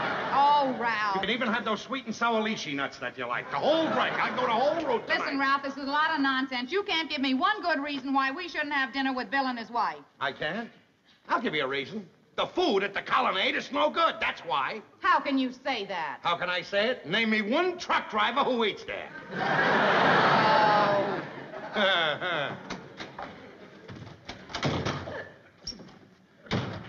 Well, how about a little game of pool tonight, okay? A little game of pool. That is, if you're not tied up at a board of directors meeting. I'm dying trouble, Norton. What? Davis called her. She called her up today. Uh-oh. Oh, you mean she knows about the boss's office? I don't know, but she's sure to find out. He invited us to dinner. He's going to take his wife, Alice and me. We're all going to dinner. It's sure to come up. Now, I got to have some excuse for not going. Now, come on, give me some excuse, something to say, anything, anything. Wait, I'm thinking the wheels are turning. Now, wait a minute, wait. I got it. Tell me you got a new job, that you're captain of the Ile de France and the ship is sailing in 20 minutes.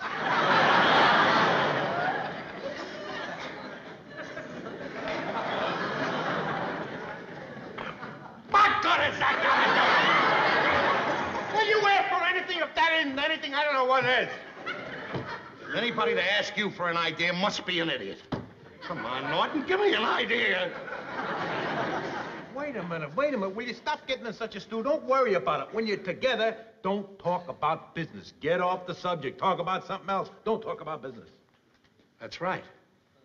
He told me I shouldn't talk about business. I should forget business and relax. I'll burn myself out. That's it. Well, every time he starts to talk about business, I'll remind him that we're out on pleasure and I don't want to talk about business. Good.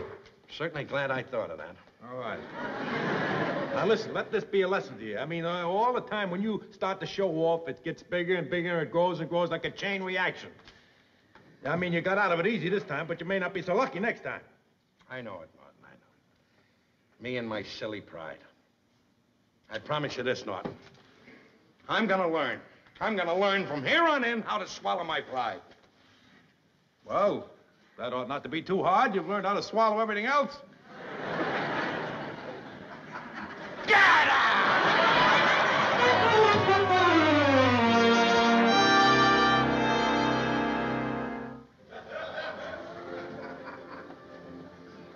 That was a delicious dinner. I don't know when I've had a better steak. Would anyone care for any dessert? No, thank you. Oh, thanks. I've been putting on a little weight lately. Would you like some coffee or demi-tasse? Demi-tasse. Coffee. Demi-tasse. And you, sir? I don't want either. I'll have a small cup of black coffee. Funny. Oh, Bill, I'm so glad you asked us out tonight. It's been such a wonderful evening. Believe me, your old man can stand an evening like this. I got an idea this afternoon of how hard he works. Look, now, please, I asked you not to talk about business. We're all here on pleasure. Let's not mix it up. That's a good rule to stick to. Yep. I'm telling you, Alice, I've seen men who take their responsibility seriously. Ralph has got them all beat. I know, he certainly does work hard. I can tell from the few minutes I spent at the bus company. What do you say? Do we go in and have a little dance in the other room, huh? Will you excuse us? I may never get this chance again. You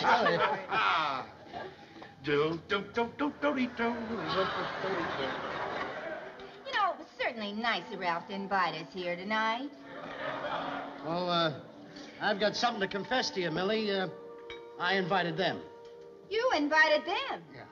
But this dinner has to cost at least $40. We can't afford it. Whatever made you invite them? Well, Ralph and I went to school together. And I didn't want him to know that I wasn't doing good, so I said I had my own company. Factories in Akron, headquarters in Chicago. Well, anyway, I did it. Well, why couldn't you tell him you're an assistant plumber?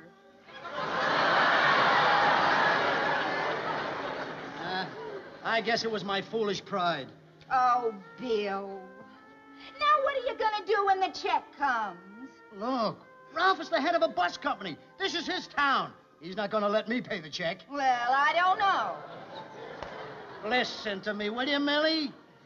A big shot like him has probably got a charge account in every one of these restaurants. Oh, I feel terrible about this. Well, look, I'll tell you what you do. Now, the only thing to do is make a gesture like you want to pay the bill. All right, honey, I will. I'll ask for the check like I want to pay for it. But believe me, after seeing the place he runs, I'm sure money means nothing to Ralph. Now, listen, I don't ever want you to do anything like this again. Yeah, I promise. I can do those foxtrots, but when it gets to mambo music or samba music, I'm out. Oh, Mamba Samba. Yeah. Well, come on. Bill, that's for us. Yeah, oh, excuse us. Oh, waiter, bring me the check. Very good. Aren't they a nice couple, Ralph? Yeah, they certainly are. I gotta admit, success certainly didn't spoil him. No, and you know what's so wonderful? Is that seeing a successful person stay so plain and unaffected. You know, tonight's going to cost him a pretty penny, Ralph. Well, what does he care? He's loaded. He don't care. You know, a guy like him, an executive, they can charge all of this stuff off, you know, on entertainment or something. Yeah. The government allows them that. But, Ralph, the next time they come to town, we got to have them out to the house. Oh, no. I mean, who knows when he'll come out this way again. I'll tell you what I'll do. Just as sort of a nice gesture, I'll make believe I want to pay the bill. Oh, Ralph. It's nothing. You know, I'll just say, please, let me pay the bill. I'll feel better that way. Oh, no, Ralph. Don't worry about it. Oh, it's tough to mummer on a full stomach. Yes, it certainly is. You know, when I first met Bill, he wouldn't sit out one dance. Oh, the check, I'll take it. Now, wait a minute, Bill. I insist that I pay the check. Okay, Ralph.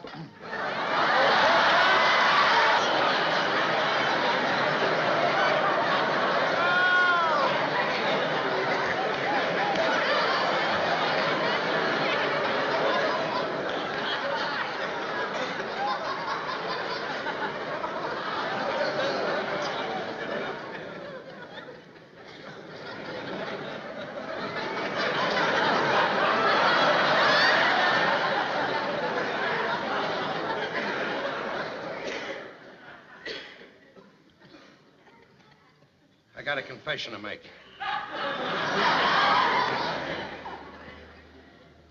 My wife, Alice, has told me this once. She's told me 1,000 times. That I shouldn't try to be somebody I'm not. I can't afford to pay this check. I'm not the boss of the Gotham Bus Company. I'm just a bus driver. That office I had you in today belongs to Monahan. He's my boss. Sorry. Just another case of my silly pride. Oh, Ralph, you couldn't have done a thing like that. I don't know what to say. Bill, you better say something. Oh, Ralph, I haven't got any company in Chicago. I'm an assistant plumber.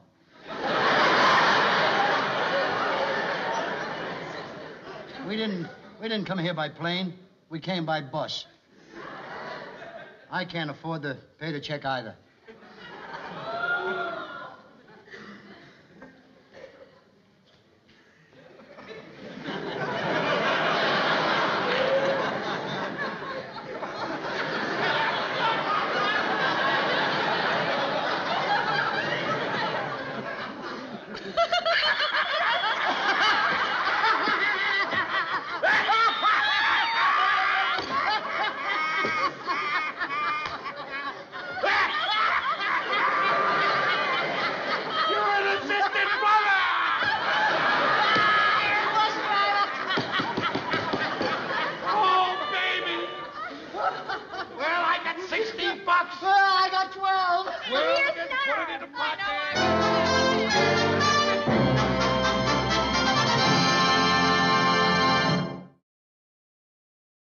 Xin chào các bạn, hôm nay mình sẽ hướng dẫn các bạn tô màu bức tranh có chính là hai con chim cùng với dòng chữ I love you.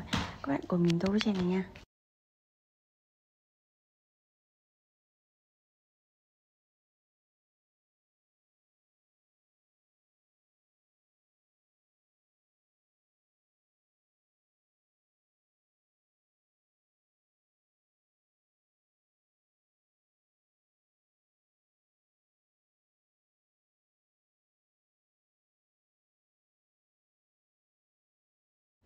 Dòng chữ thì mình tô màu đỏ trước nha.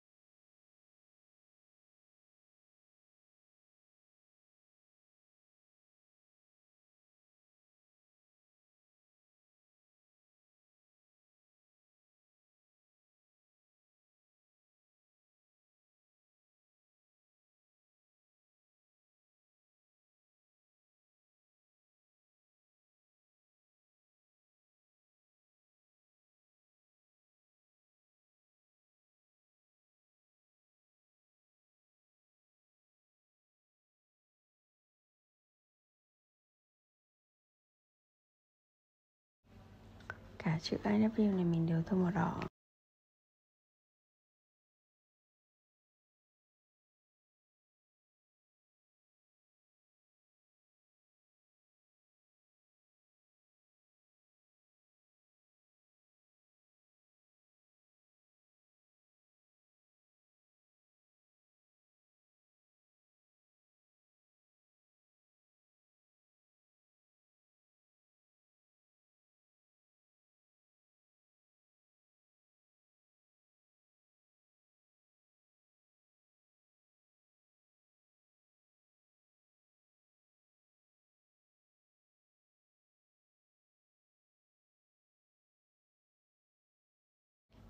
Hình trái tim ở dưới mình tô màu tím.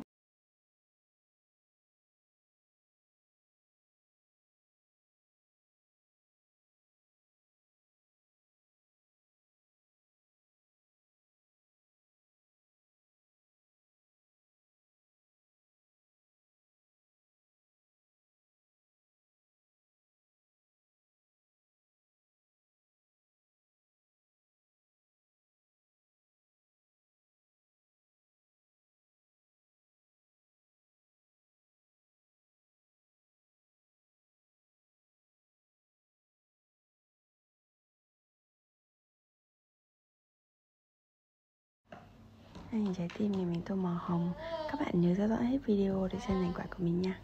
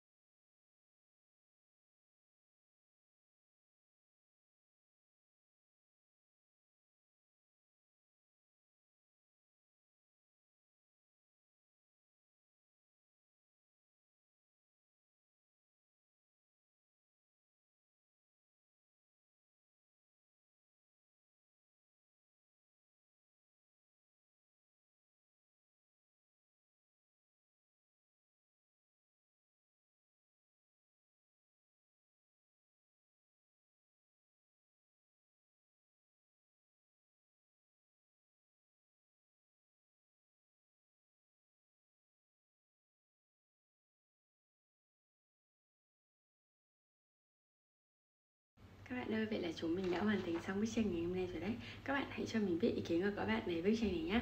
Video của mình xin được kết thúc ở đây. Các bạn đừng quên nhấn like và đăng ký kênh ở phía dưới để theo dõi những video tiếp theo của mình nha. Bye bye.